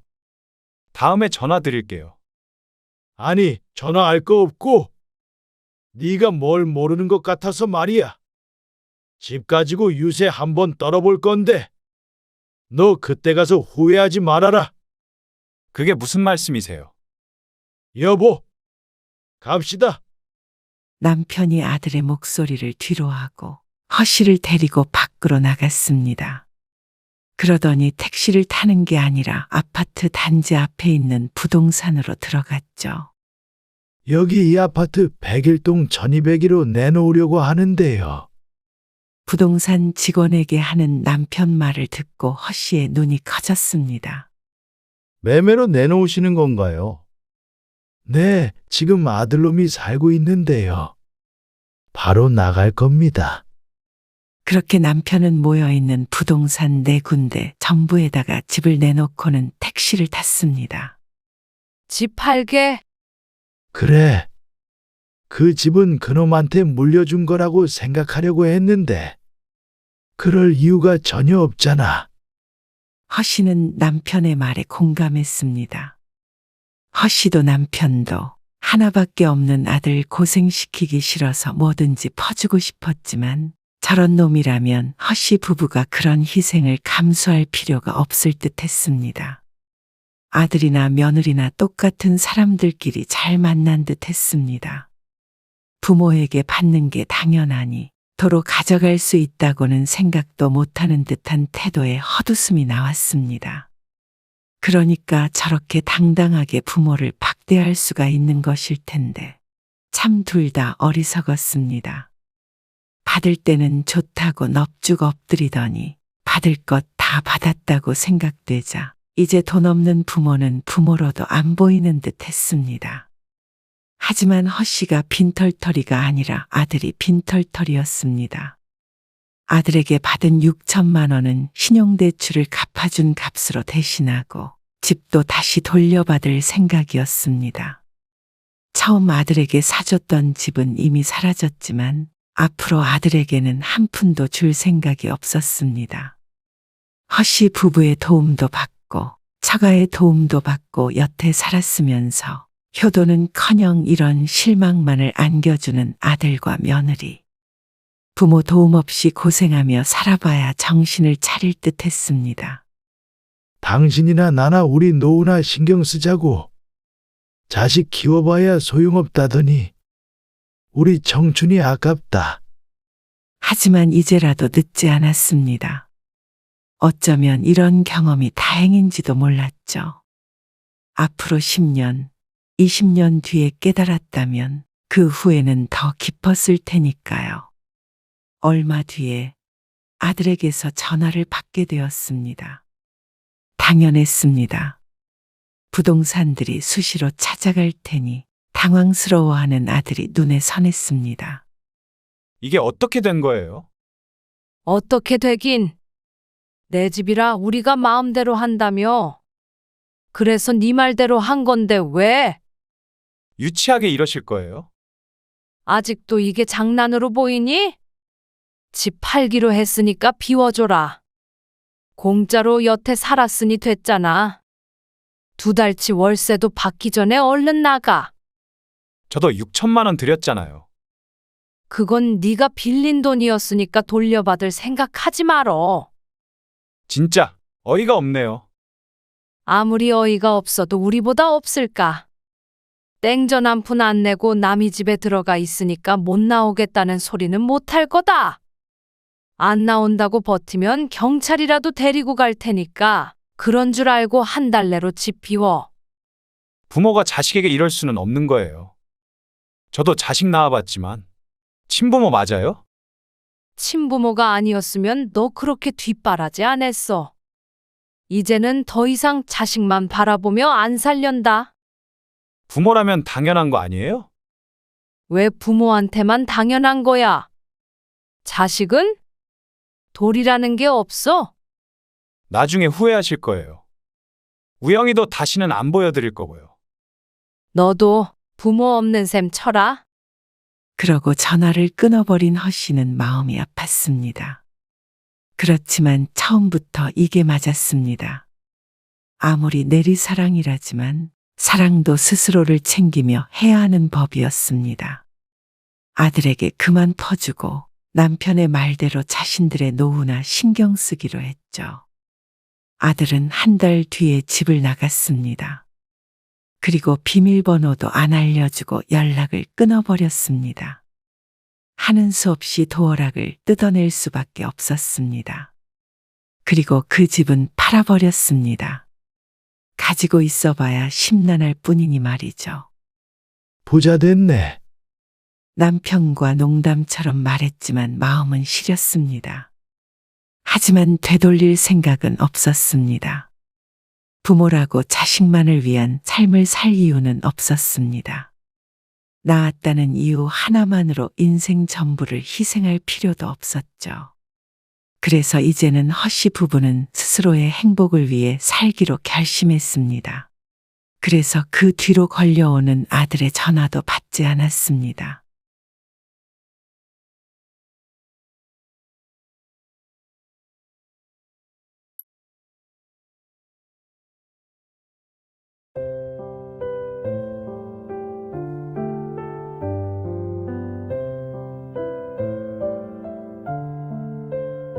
이것들이 가만히 있으니까 사람을 뭘로 보고? 그동안 그렇게 푸대접해도 좋은 게 좋은 거다 하고 참았는데 내가 너나 소희 엄마가 막대해도 되는 사람이야. 막대하다니요. 너희가 날 어떻게 대했는지 기억나지 않는다면 그것도 잘못이야. 이런 나쁜 놈들. 아니, 네가 제일 나빠. 처가에 하는 절반이라도 나한테 했다면 이러지 않는다. 돌아가신 네 아빠가 무덤에서 벌떡 일어나겠어. 너는 이제 내 아들도 아니야. 제가 뭘 잘못했다고요? 아들이고 뭐고. 다 필요 없어. 나도 내 자식이라 집 줬던 거지. 부모를 그렇게 우습게 보고 홀대하는 것들한테는 하나도 못 줘. 차를 달라고? 어림도 없어. 너도 이 집에서 나가. 너희 짐은 내가 이삿짐 센터 불러서 싹 싸둘 테니까. 오늘 이야기 속 주인공은 65세 서춘영 씨입니다. 그리고 그녀의 아들과 며느리에 관한 이야기입니다. 서 씨는 늘 좋은 게 좋은 거다 생각하며 살았습니다. 그러면 작은 갈등이 큰 갈등으로 바뀌는 일은 없다고 믿었죠. 그래서 아들이 결혼한 뒤에 서운한 일들이 있어도 굳이 언급하지 않았고 아들의 입장을 이해하려고 노력했습니다. 괜히 잘못을 꼬집어 서로의 기분을 상하게 하고 싶지 않았죠. 그런데 그게 잘못되었던 것 같았습니다. 가만히 있으면 상대방도 날 이해해 주는 게 아니라 업신여기게 된다는 걸 아들을 통해서 몸소 배우게 되었습니다. 말 많고 까탈스러운 처가에는 그렇게 자라는데 가만히 있는 서 씨를 아들 내외는 식모 정도로 생각하는 듯 했습니다. 아들 가진 부모로서 퍼줄 만큼 퍼주고도 제대로 된 대접도 못 받게 된 처지가 기가 막혔습니다. 그런다고 아들 내외는 눈꼽만큼도 알아주지 않았고 오히려 주는 것 하나 없이 받아만 가려고 했죠. 이제는 그런 호구짓은 그만할 계획이었습니다. 저들이 잘해서 가만히 있었던 게 아님을 보여주기로 했습니다. 그것도 아들 부부가 가장 경악할 방식으로 말이죠. 서 씨의 아들은 직장에 다니고 1년 정도 뒤부터 독립해서 따로 살고 있었습니다. 그것도 몇 년 되었죠. 10년도 더 전에 남편과 사별한 서 씨도 그때 자연스럽게 혼자가 되었습니다. 그래도 괜찮았습니다. 그때까지만 하더라도 서 씨의 아들은 꽤나 살가운 편이라고 생각했으니 말이죠. 매일은 아니더라도 일주일에 한 번 정도는 늘 안부 전화를 했습니다. 잘 지내냐? 어디 아픈 데는 없느냐? 시간 날 때 한 번 가겠다. 늘상 같은 말이더라도 연락 한 번 없다는 친구의 아들보다는 훨씬 낫지 않나 싶었죠. 그런 아들이 30 초반에 결혼할 여자를 데리고 왔습니다. 서 씨는 따로 만난 적은 없었지만 아들이 연애하는 2년 동안 익히 들었던 아가씨였습니다. 아들이 이미 그 아가씨와 두어 차례 헤어졌던 일이 있어서 모를 수가 없었습니다. 그럴 때마다 힘들어하고 폐인처럼 지냈던 아들을 서 씨가 찾아가 챙겨주었으니 말이죠. 그렇게 쫓아다니더니 결국은 백년가약을 맺나 싶었습니다. 그렇게 아들을 마음고생시킨 아가씨를 마음속으로 미워한 적도 있었지만 이렇게 가족이 되니 오히려 다행이라는 생각도 했습니다. 앞으로는 아들이 마음고생할 일이 없겠다 싶어서였습니다. 결혼할 아가씨는 아들과 동갑내기였고 이름은 김민지입니다. 처음 소개받는 자리에서도 얼마나 지극정성인지 서 씨가 혀를 내두를 정도였습니다. 하지만 나쁘게 보였다기보다는 이러면 부부싸움 할 일은 없겠나 싶었죠.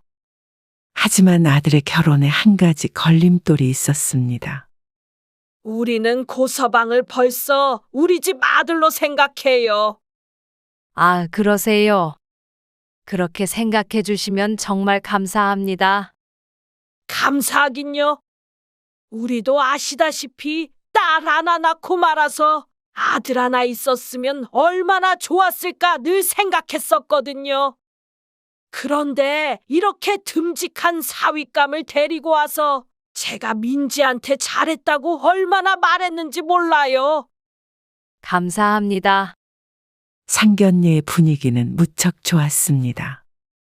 기가 세 보이는 사돈이었지만 아들을 칭찬하는 말에 서 씨의 마음도 사르르 풀려갔죠. 하지만 이어지는 말에 당혹스러운 마음을 감추기가 힘들었습니다. 근데 민지한테 물어보니까 집을 어떻게 할 건지는 결정이 안 났다고 하더라고요. 서 씨도 들은 바가 없었습니다. 어렴풋이 요즘 사람들 추세에 맞게 반씩하지 않을까 생각했습니다. 아들이 별말 없길래 먼저 묻지 않고 있었죠. 그런데 제가 옛날 사람이라 그런가? 그건 있어요. 집은 그쪽에서 좀 해왔으면 하네요. 나머지는 저희 쪽이 하더라도요. 서 씨가 그 말을 듣고 아들을 쳐다보자 아들도 난감해 보였습니다. 하지만 안사도는 무척 단호했습니다. 스스로 옛날 사람이라고 했지만 나이가 아무리 많아도 서 씨와 동시대 사람이었습니다. 어째서 아직도 그런 전통을 고수하겠다는지 몰랐습니다. 일단 저희 생각은 전달을 했으니까 사돈이 고서방이랑 한번 의논해 보시고 말씀해 주세요. 예비 며느리도 이야기를 이미 마친 것인지 별말 않고 있었습니다. 미리 아들에게 한번 물어볼 걸 후회했습니다. 그 뒤부터는 밥이 입으로 들어가는지 코로 들어가는지 모를 노릇이었습니다. 그리고 상견례가 끝나고 아들이 서 씨를 따라 집으로 함께 왔습니다. 아들이 심각해져 있는 서 씨에게 부탁했습니다. 저도 고민을 좀 하느라 말씀을 못 드렸어요. 저 지금 살고 있는 오피스텔 보증금도 빼서 드릴게요. 결국엔 아들도 집을 해가길 원한다는 말이었습니다. 아들 하나 결혼시키는데 집안 기둥이 흔들릴 듯 했습니다. 서 씨는 잠시 말이 없었습니다. 그러고는 서 씨는 집으로 돌아오는 내내 생각했던 바를 아들에게 제안했습니다. 그러면 너희가 이 집에 들어와서 살아. 아들이 대학 갈 때쯤에 이사했던 집이었습니다. 당시에도 연식 있던 집이라 신축 아파트는 아니었지만 그래도 이사하며 리모델링을 해서 아직까지 꽤나 깔끔한 집이었고 아들도 아주 가깝진 않지만 직장에도 출퇴근할 만한 거리였습니다. 이 집을 팔고 작은 집 2개를 살 수도 없기에 서 씨는 이 집을 아들에게 주고 아들에게 보태려고 했던 자금으로 서울과 떨어진 곳으로 이사를 갈 계획을 했습니다. 서 씨의 여동생이 살고 있는 지역쯤으로 가면 어떨까 싶었죠. 서울에서 2시간쯤 걸리겠지만 그래도 크게 걸릴 것이 없었습니다. 집값도 훨씬 쌌고 말이죠. 그러자 아들은 무척 좋아했습니다. 집 걱정이 가장 컸었는지 한시름 놓은 표정이었죠. 물론 서울에 집 한 채를 더 사줄 수 있는 능력이 됐다면 그런 선택을 안 했겠지만 그 정도의 형편은 되지 않기에 어쩔 수 없었습니다. 그래서 서 씨는 아들을 결혼시키며 살던 집에서 나왔고 서 씨는 2시간 떨어진 곳으로 내려가서 혼자 지낼 빌라를 샀습니다.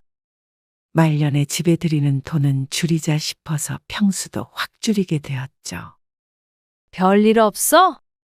잘 지내지? 별일이 뭐가 있겠어요. 주말인데 뭐 하고 있어? 아, 지금 처갓집에 와 있어요. 또? 무슨 일로? 무슨 일은 없고요. 장인어른이 같이 식사하자고 부르셔서요. 어쩐 일이세요? 그냥 목소리 들으려고 했지. 잘 지내는지도 궁금하고. 지금은 바빠서요. 제가 나중에 다시 연락드릴게요. 아들은 결혼 후에 아주 잘 살았습니다. 그리고 처가 식구들이랑도 잘 지내는 듯 보였습니다. 사돈네는 아들이 결혼하고 얼마 안 돼서 아들 집과 걸어서 갈 수 있는 곳으로 이사를 했다고 들었습니다. 유별난 줄은 알았지만 그렇게까지 할 줄은 몰랐습니다. 하지만 그 마음이 이해가 안 가는 건 아니었습니다. 며느리도 외동딸이라 딸을 결혼시키고 적적한 마음이 들었나 싶었죠. 서 씨도 아들이 하나밖에 없었지만 점점 그 소식을 듣기가 힘들었습니다. 일주일에 한 번은 오던 안부 전화가 결혼하고 나서부터는 2주에 한 번, 한 달에 한 번, 2달에 한 번 오더니 이제는 그마저도 드문드문했습니다. 일이 바쁜가 보다 결혼했으니 겨를이 없구나 생각하려고 해도 어쩔 땐 거의 연락이 두절된 것 같다고 느낄 때도 있었죠. 어쩌다 서씨가 먼저 전화를 했다가 아들의 목소리와 말투에서 귀찮음을 느낀 뒤로는 잘하지 않게 되었습니다. 그래서 무소식이 희소식이다 하고 살게 되었습니다. 아들 내외는 1년에 2번, 명절 때만 서씨의 집으로 찾아왔습니다. 그리고 어버이날이나 생일엔 아들과 전화통화만 했죠. 둘이 맞벌이를 하다 보니 충분히 이해하는 바였습니다. 남편 제사 때 아들만 내려오는 것도 내 남편 제사고 내 아들의 아버지 제사이니 며느리가 굳이 올 것이 없다고 생각해서 아무 말도 하지 않았습니다. 언니는 아들네도 놀러 안 가? 맨날 집에만 있어. 주말에도? 여동생이 놀러와서 물었습니다. 갈 일이 뭐가 있어? 명절에는 애들이 내려오는데 그래도 어떻게 잘 사나 궁금해서라도 한번 갈만하지 않아? 통화는 가끔 하지. 그리고 사돈네가 바로 근처 살아서 잘 챙기시겠지. 참, 집도 주고 떠나와서는 효도는 그쪽에서 다 받는 것 같아서 내가 다 억울하네. 억울하긴 뭐가 억울해. 내 아들 살라고 준 집인데. 아니, 그쪽도 살 만큼 산다면서. 꼭 집까지 해오라고 해서 언니 혼자 이사까지 하게 만들어. 여동생은 불만이 많아 보였지만 서씨는 아들네만 잘 살면 된다고 생각했습니다. 못 찾아갈 만큼 멀지도 않았지만 갈 일도 많이 없었고 그쪽에 볼 일이 있어서 가더라도 굳이 아들네 집까지 방문할 이유가 없었습니다. 그리고 아들도 오란 소리도 안 하니 먼저 찾아갈 서씨도 아니었죠. 그렇게 아들이 결혼하고 3년 동안 한 번도 가본 적이 없었습니다. 그러다가 처음으로 아들네 집에 올라가게 된 이유가 며느리의 출산 때문이었습니다. 아이가 100일쯤 되었을 때 아들의 초대를 받게 되었습니다. 며느리의 몸조리를 해주러 안사돈이 와 있는 상태였습니다. 그래도 애 어린이집 갈 때까지는 제가 이렇게 왔다 갔다 하면서 봐주려고요. 고생이 많으시네요. 고생은요. 내 새끼 봐주는 건데 너무 좋죠. 그러고선 안사돈이 집에 좀 다녀오겠다며 나섰습니다. 오늘 장인어른이 안 들어오셔서 저희 집에서 주무시고 가신대요. 아, 그래? 아들이 하루 묵고 가라고 해서 서씨도 잘 준비를 해서 온 참이었습니다. 상당히 불편하겠다 싶었죠. 서씨는 한참이나 손주를 봤습니다. 앞으로도 자주 보진 못할 테니 말이죠. 엄마, 잠은 여기서 주무세요. 아들이 서씨를 불러서 거실과 가장 먼 방으로 안내했습니다. 서씨가 살 때는 창고로 쓰던 방이었는데 이젠 손님 방으로 쓰나 싶었습니다. 그런데 문을 열자 보이는 광경에 서씨는 무척이나 심란해졌습니다. 끝방이고 건물 외벽과 가까워서 유달리 추운 방이었습니다. 다른 방에 비해서 크기도 작았는데 거기에 짐을 쌓아놓으니 무척이나 어수선했습니다. 여전히 창고로 쓰이는 방에서 서씨 보고 자라는데 나름대로 바닥에 이불도 깔아놓고 했지만 비좁아 보였습니다. 그 옆엔 아들의 운동기구들도 놓여 있어서 맘 편히 자긴 글렀다 싶었죠. 방문을 다시 닫고 돌아섰는데 빼꼼히 문이 열린 옆방이 보였습니다. 아이방으로 꾸며놨는지 무척 아늑해 보였습니다. 아, 거긴 장모님이 쓰고 계세요. 아직 아기가 안방에 있어서 장모님이 여기서 주무세요. 하늘빛의 포근한 방과 창고방은 확연히 대비가 되었습니다. 원래 쓰던 방이라니 당연한 것이겠지만 서씨는 차라리 거실에서 자는 게 나을 것 같았습니다. 그 말을 아들에게 했지만 같이 듣고 있던 며느리가 고개를 저었습니다. 새벽에도 분유 줘야 해서 거실 왔다 갔다 하는데 거기서 주무시면 서로 불편할 거예요. 나는 괜찮아. 아니요, 애기도 소음에 민감해서요. 아무래도 며느리가 불편한 것 같아서 서씨도 더는 말하지 않았습니다. 어차피 하루 묵을 건데 잠자리를 따지는 것도 유난인 듯 했죠. 저녁을 먹기 전에 안사돈이 돌아왔습니다. 그리고 함께 저녁밥을 먹고 잠시 이야기도 나누는 한두 시간 동안 서씨는 놀라다 못해 감탄하는 지경에 이르렀습니다. 아들이 내 아들이 아닌 것만 같았습니다. 얼마나 장모를 극진하게 대하는지 이런 사위라면 서씨도 갖고 싶었죠. 다소 무신경하다고 생각했던 아들이 며느리와 안사돈을 대하는 것만 본다면 차인표, 최수종 저리 가라였습니다. 신기하기도 했고 한편으로는 씁쓸한 마음이 들기도 했습니다. 서씨가 혼자서 지내는 동안 여긴 또 다른 완전한 가족이 되었구나 생각했죠. 이래서 요즘엔 아들 결혼시키면 질투가 난다고 누군가 그랬나 싶었습니다. 서씨는 이른 시간에 잠자리에 누웠습니다. 그리고 밤새 뒤척여야 했습니다. 잠자리가 불편해서보다도 쌀쌀한 날씨 때문이었습니다. 그렇게 추울 날씨도 아니었지만 그래도 추워지기 시작한 새벽은 깊은 잠에 들지도 못하게 했습니다. 아침에 일어나 보니 잠결에 추워서 그랬는지 깔고 잔 이불까지 서씨의 몸 위를 덮고 있었습니다. 맨바닥에서 쪼그리고 잤더니 온 삭신이 쑤셨습니다. 이렇게 불편하게 잔 건 처음인 듯 했습니다.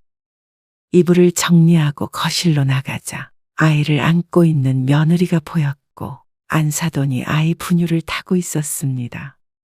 어머니, 어제 안 추우셨어요? 아, 좀 춥더라. 어제 새벽에 되게 춥더라고요. 그래서 보일러 살짝 돌렸었는데 아까 아침에 생각해보니까 그 방 보일러가 고장났더라고요. 아이고, 그러면 사돈 저랑 같이 주무시지. 왜 추운데 거기서 주무셨어요? 거기서 자고 싶어서 잤을 리는 없었지만 어차피 자고 일어난 거 따져봤자 뭐하나 싶어 웃으며 대답했습니다. 아니에요. 잘만 했어요. 아이, 나는 무지 춥던데. 추위를 잘 안 타나 보다. 저는 보일러 틀어서 엄청 따뜻하게 잤거든요. 나이 들면 춥게 자면 안 되잖아요. 안사돈의 대꾸에 속으로 헛웃음만 지었습니다. 새벽이라도 좀 말해줬다면 차라리 거실에서 잤을 텐데 아들 내외에게 서운하긴 했습니다. 결혼하고 처음으로 찾아온 부모의 잠자리도 제대로 안 봐주나 싶었습니다. 서씨도 피곤해서 그냥 자긴 했지만 보일러를 틀 정도였다면 아들이라도 한 번쯤 서씨의 방문을 열어볼 만도 했을 텐데 말이죠. 하지만 모처럼 만에 온 아들네 집에서 그것도 사돈 앞에서 쓴소리를 하고 싶지 않았습니다. 그래서 그저 잘 잤다고 하고 집에 돌아왔죠. 하지만 자식이 크면 원래 그런 것인지 아들은 그렇게 가끔 와서도 서씨를 서운하게 만들었습니다. 여보세요. 원우야, 네. 용건을 꺼내려고 했는데 전화 너머가 무척 소란스러웠습니다. 바람 소리도 심했고 말이죠. 너 어디야? 아, 저 장인어른이랑 낚시 왔어요. 오늘 장인어른 생신이셔서요. 평소에 바깥사돈이 낚시를 좋아한다는 소리를 들은 적이 있었습니다. 아들이 오늘은 특별한 날이라며 처갓집 식구들과 함께 배 타고 어디 멀리 나가 있다고 했습니다. 너 내일 오는 거 맞지? 내일 아들이 와야 하는데 지금 배 타고 나가 있으면 어떻게 올지 걱정이 되었습니다. 내일은 가죠. 내일 아침 일찍 집으로 돌아가고요. 엄마 집으로는 저녁에 가면 되잖아요. 그래.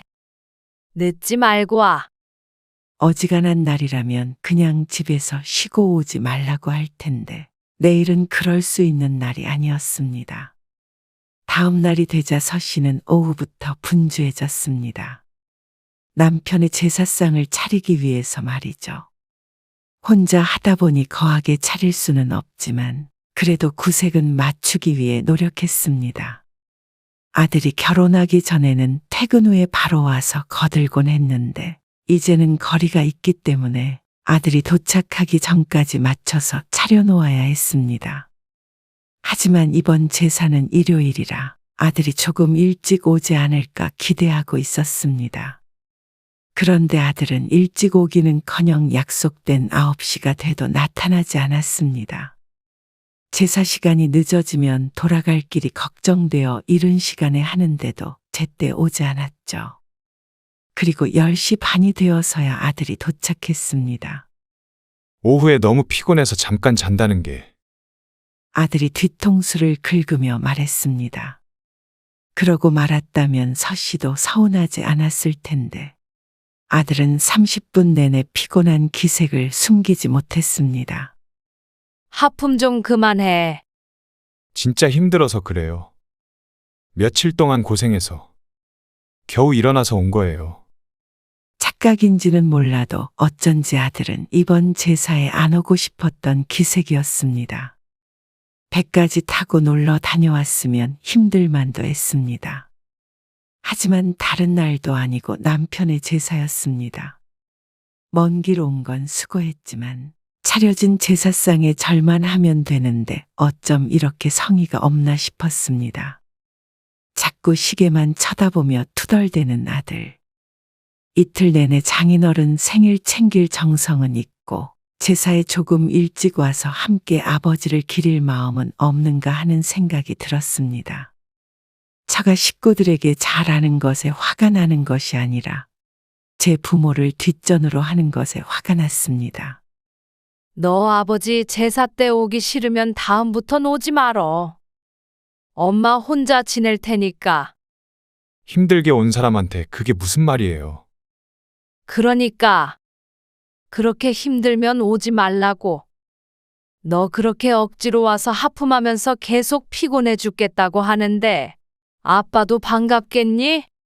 그러자 아들이 한숨을 푹 쉬었습니다. 그런 게 아니잖아요. 제사가 시간이 늦으니까 당연히 왔다 갔다 하기 힘들죠. 누가 제사에 배라도 타고 오라든? 왜 비꼬고 그러세요? 서 씨도 심사가 뒤틀릴 대로 뒤틀렸습니다. 그러니 말이 곱게 나가지 않았고 그런 서 씨에게 아들도 날선 말투로 대꾸했습니다. 종국엔 이럴 거면 제사는 뭐하러 지내냐? 산 사람이 우선이 아니냐 하는 말까지 나오게 되었습니다. 아들은 아기 때문에 밥은 못 먹고 가겠다며 일찍 자리에서 일어났습니다. 그리고 남은 서 씨는 홀로 서글퍼야 했습니다. 이래서 결혼하면 내 자식이 아니라는 말이 있는 것 같았습니다. 어느 때고 아들내외에게 오라며 강요한 적도 없었고 찾아간 적도 없었습니다. 그러면 적어도 와야 하는 날에는 자식도 부모를 조금 생각해 줄 수 없는 것인지, 만약 처갓집 행사였다면 아들이 이렇게 했을까 싶었는데 그럴 리가 없었습니다. 그 뒤부터 서 씨는 아들에게 스스로 거리를 두었습니다. 이미 집도 멀고 연락도 자주 안 하는데 뭐가 달라졌나 싶겠지만 서 씨의 심리적 거리가 크게 벌어졌죠. 어쩌다 아들에게 전화가 와도 짧은 대화만 주고받고 끊었습니다. 명절에도 여행 간다며 오지 말라고 했습니다. 그러자 아들도 무언가 이상함을 느낀 듯 했죠.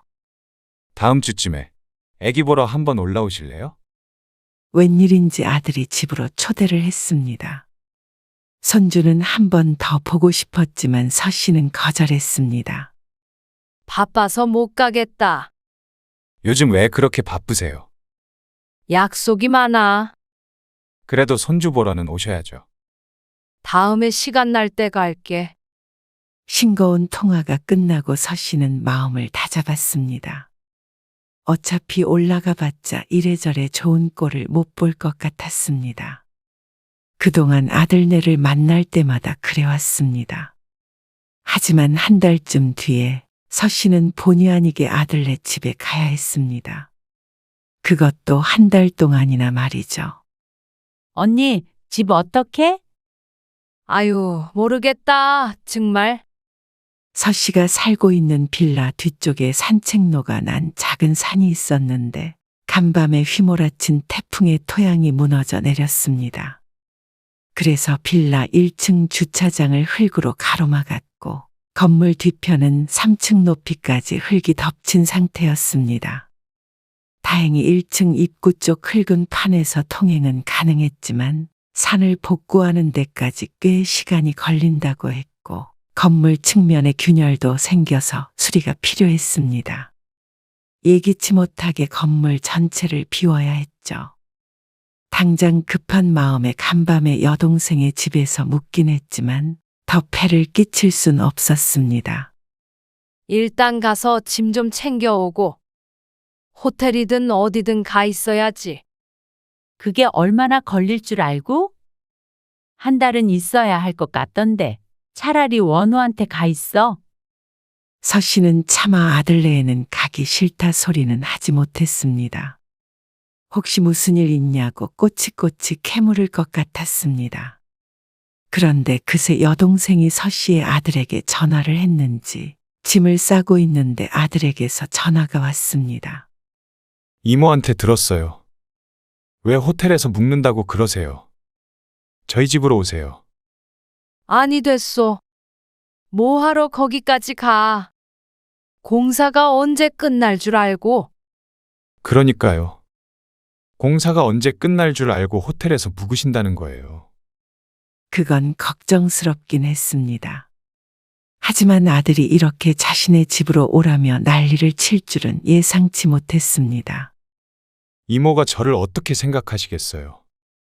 통화를 하는 와중에도 옆에서 여동생이 무슨 대화를 하나 물끄러미 쳐다보고 있었습니다.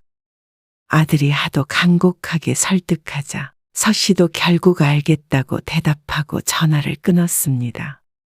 거봐. 원우가 자기네 집으로 오라 그러지? 부모 자식끼리 당연한 거 아니야? 그래서 그날 바로 차를 타고 아들네 집으로 향했습니다. 뒷좌석에는 짐이 한가득이었습니다.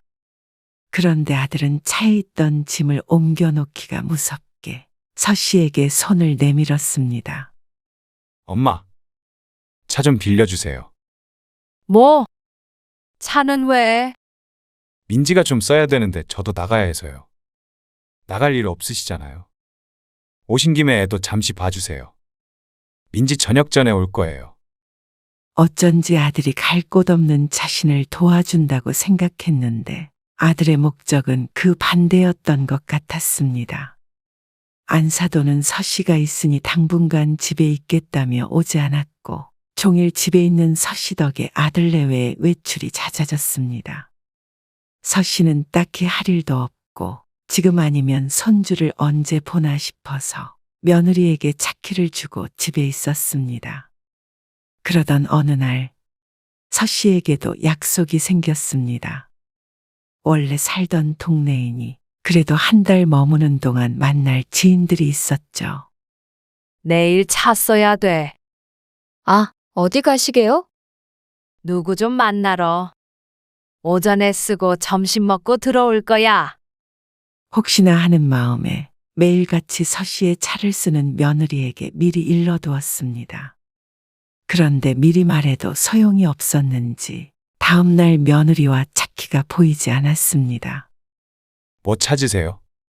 소희 엄마 어디 갔니? 아, 아까 장모님한테 간다고 나갔는데요. 차 가지고 갔어? 그럴걸요? 왜요? 어디 가시게요?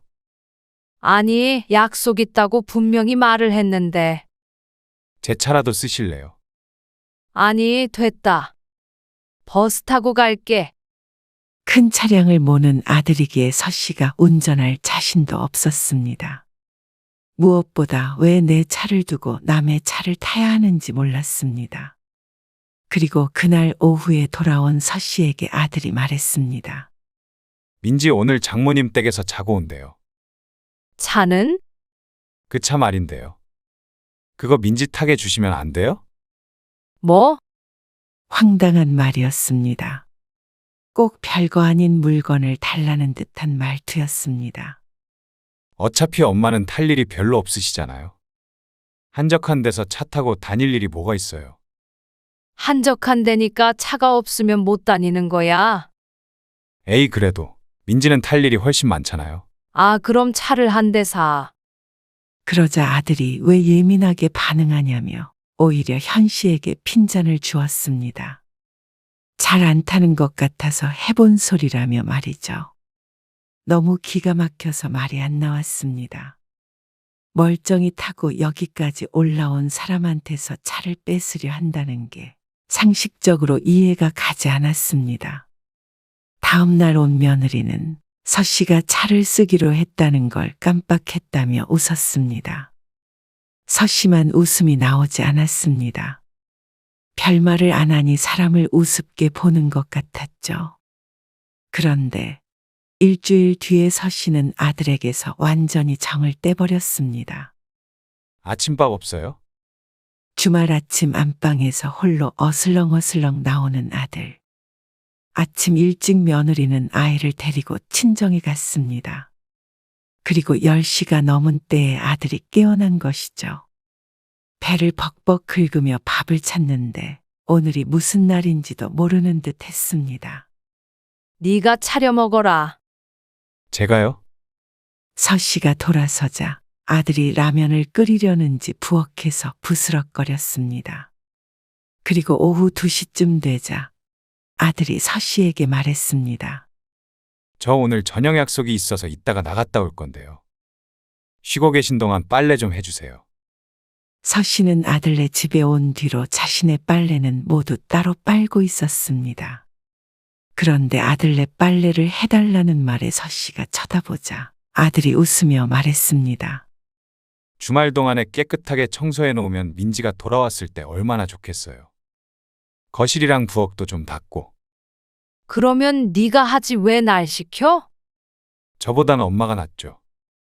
그리고 밥값 하신다고 생각하고 하면 서로 기분 좋잖아요. 그 말에 서 씨는 머리에 뚜껑이라도 달린 듯 무엇가 열리는 기분이 들었습니다. 아들네 지내면서도 주변 정리는 서 씨가 더 잘하면 했지 밥값 못한다는 소리를 들을 일은 하지 않았습니다. 애가 있으니 틈나면 걸레질도 하곤 했죠. 그런데 아들에게 이런 소리를 들을 줄은 몰랐습니다. 그것도 생일에 말이죠. 미역국까지는 바라지도 않았습니다. 하지만 축하한다는 말 한마디 없이 집이나 청소해서 밥값 하라는 소리가 너무나도 서글펐습니다. 어떻게 평생을 키운 부모를 이렇게 대할 수 있나 싶었습니다. 자신을 식모 정도로 여기는 것이 아닌가 하는 생각마저 들었습니다. 아들이 이렇게 부모를 업신여기니 며느리도 시부모를 어렵게 생각하지 않았습니다. 내 차키 어디다 놨어? 차키요? 어제 민지가 화장대에 두던데 왜요? 어디 가시게요? 아들의 말에 대답하지 않고 안방에서 차키를 들고 나왔습니다.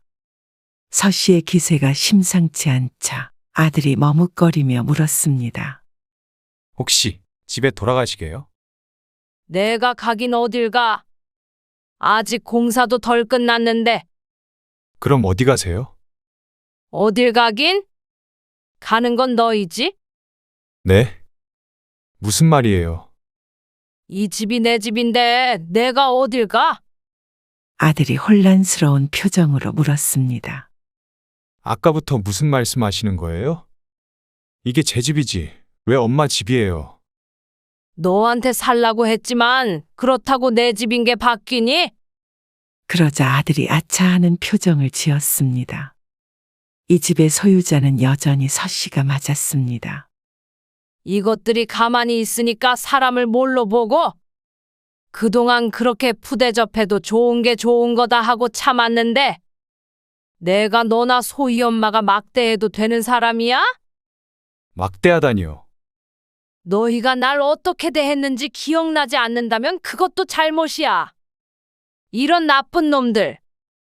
아니, 네가 제일 나빠. 처가에 하는 절반이라도 나한테 했다면 이러지 않는다. 돌아가신 네 아빠가 무덤에서 벌떡 일어나겠어? 너는 이제 내 아들도 아니야. 제가 뭘 잘못했다고요? 엄마 생일도 모르면서 뭐? 장인 생일이라고 그렇게 몇 날 며칠 난리를 치고 아버지 제사엔 피곤해 죽겠다고 불평하고 또 엄마는 생일에 청소나 하라 이거야. 생일이요? 생일이고 뭐고 아들이고 뭐고 다 필요 없어. 나도 내 자식이라 집 줬던 거지 부모를 그렇게 우습게 보고 홀대하는 것들한테는 하나도 못 줘.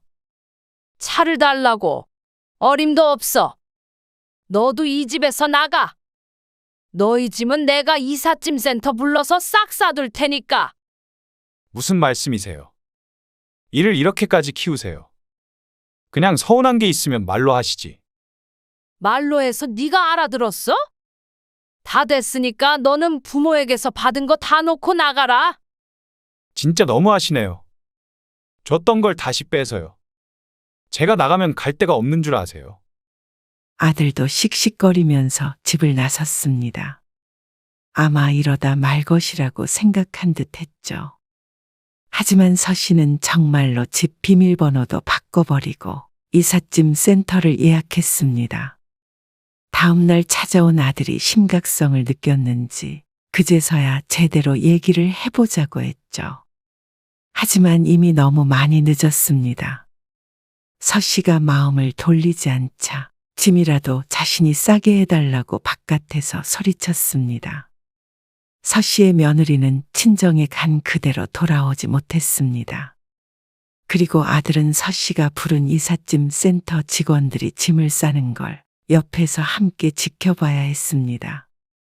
이러면 연 끊자는 말로 알아들을게요. 이미 끊긴 거 아니었냐? 서 씨의 차가운 대답에 아들이 다시 입을 다물었습니다. 아마 서 씨는 모르고 있었지만 부모 자식 간의 연이라는 건 이미 끊긴 지 오래인 듯 했습니다. 그걸 모르고 서 씨만 아들을 바라보고 산 것 같았습니다. 이제 깨달았으니 연을 끝내만해 해도 전혀 무섭지가 않았습니다. 그렇게 좋아하는 처가에 얹혀 살든 그동안 이 집에 살면서 모아둔 돈으로 전셋집이라도 구하든 이제는 아들이 알아서 할 일이었습니다. 더 이상 자식에게 호구 노릇하다 서운해하는 짓은 그만두기로 했습니다. 그래서 서 씨는 아들을 쫓아내고 다시 아파트로 이사를 했습니다. 자식 때문에 잃어버린 서 씨의 일상을 되찾기로 했죠. 몇 달 뒤 아들은 다시 찾아와서 서 씨를 설득하려 했지만 서 씨의 마음은 다시 열리지 않았습니다. 그동안 서운해도 말하지 않고 사과하면 잊었더니 그런 취급을 받고 살았는데 서 씨는 2번의 실수는 하지 않기로 했죠. 아들과 며느리는 땅을 치고 후회했습니다. 눈앞에서 서울 아파트를 잃었으니 당연했습니다. 하지만 이미 기차는 서 씨의 마음과 함께 떠난 뒤였습니다.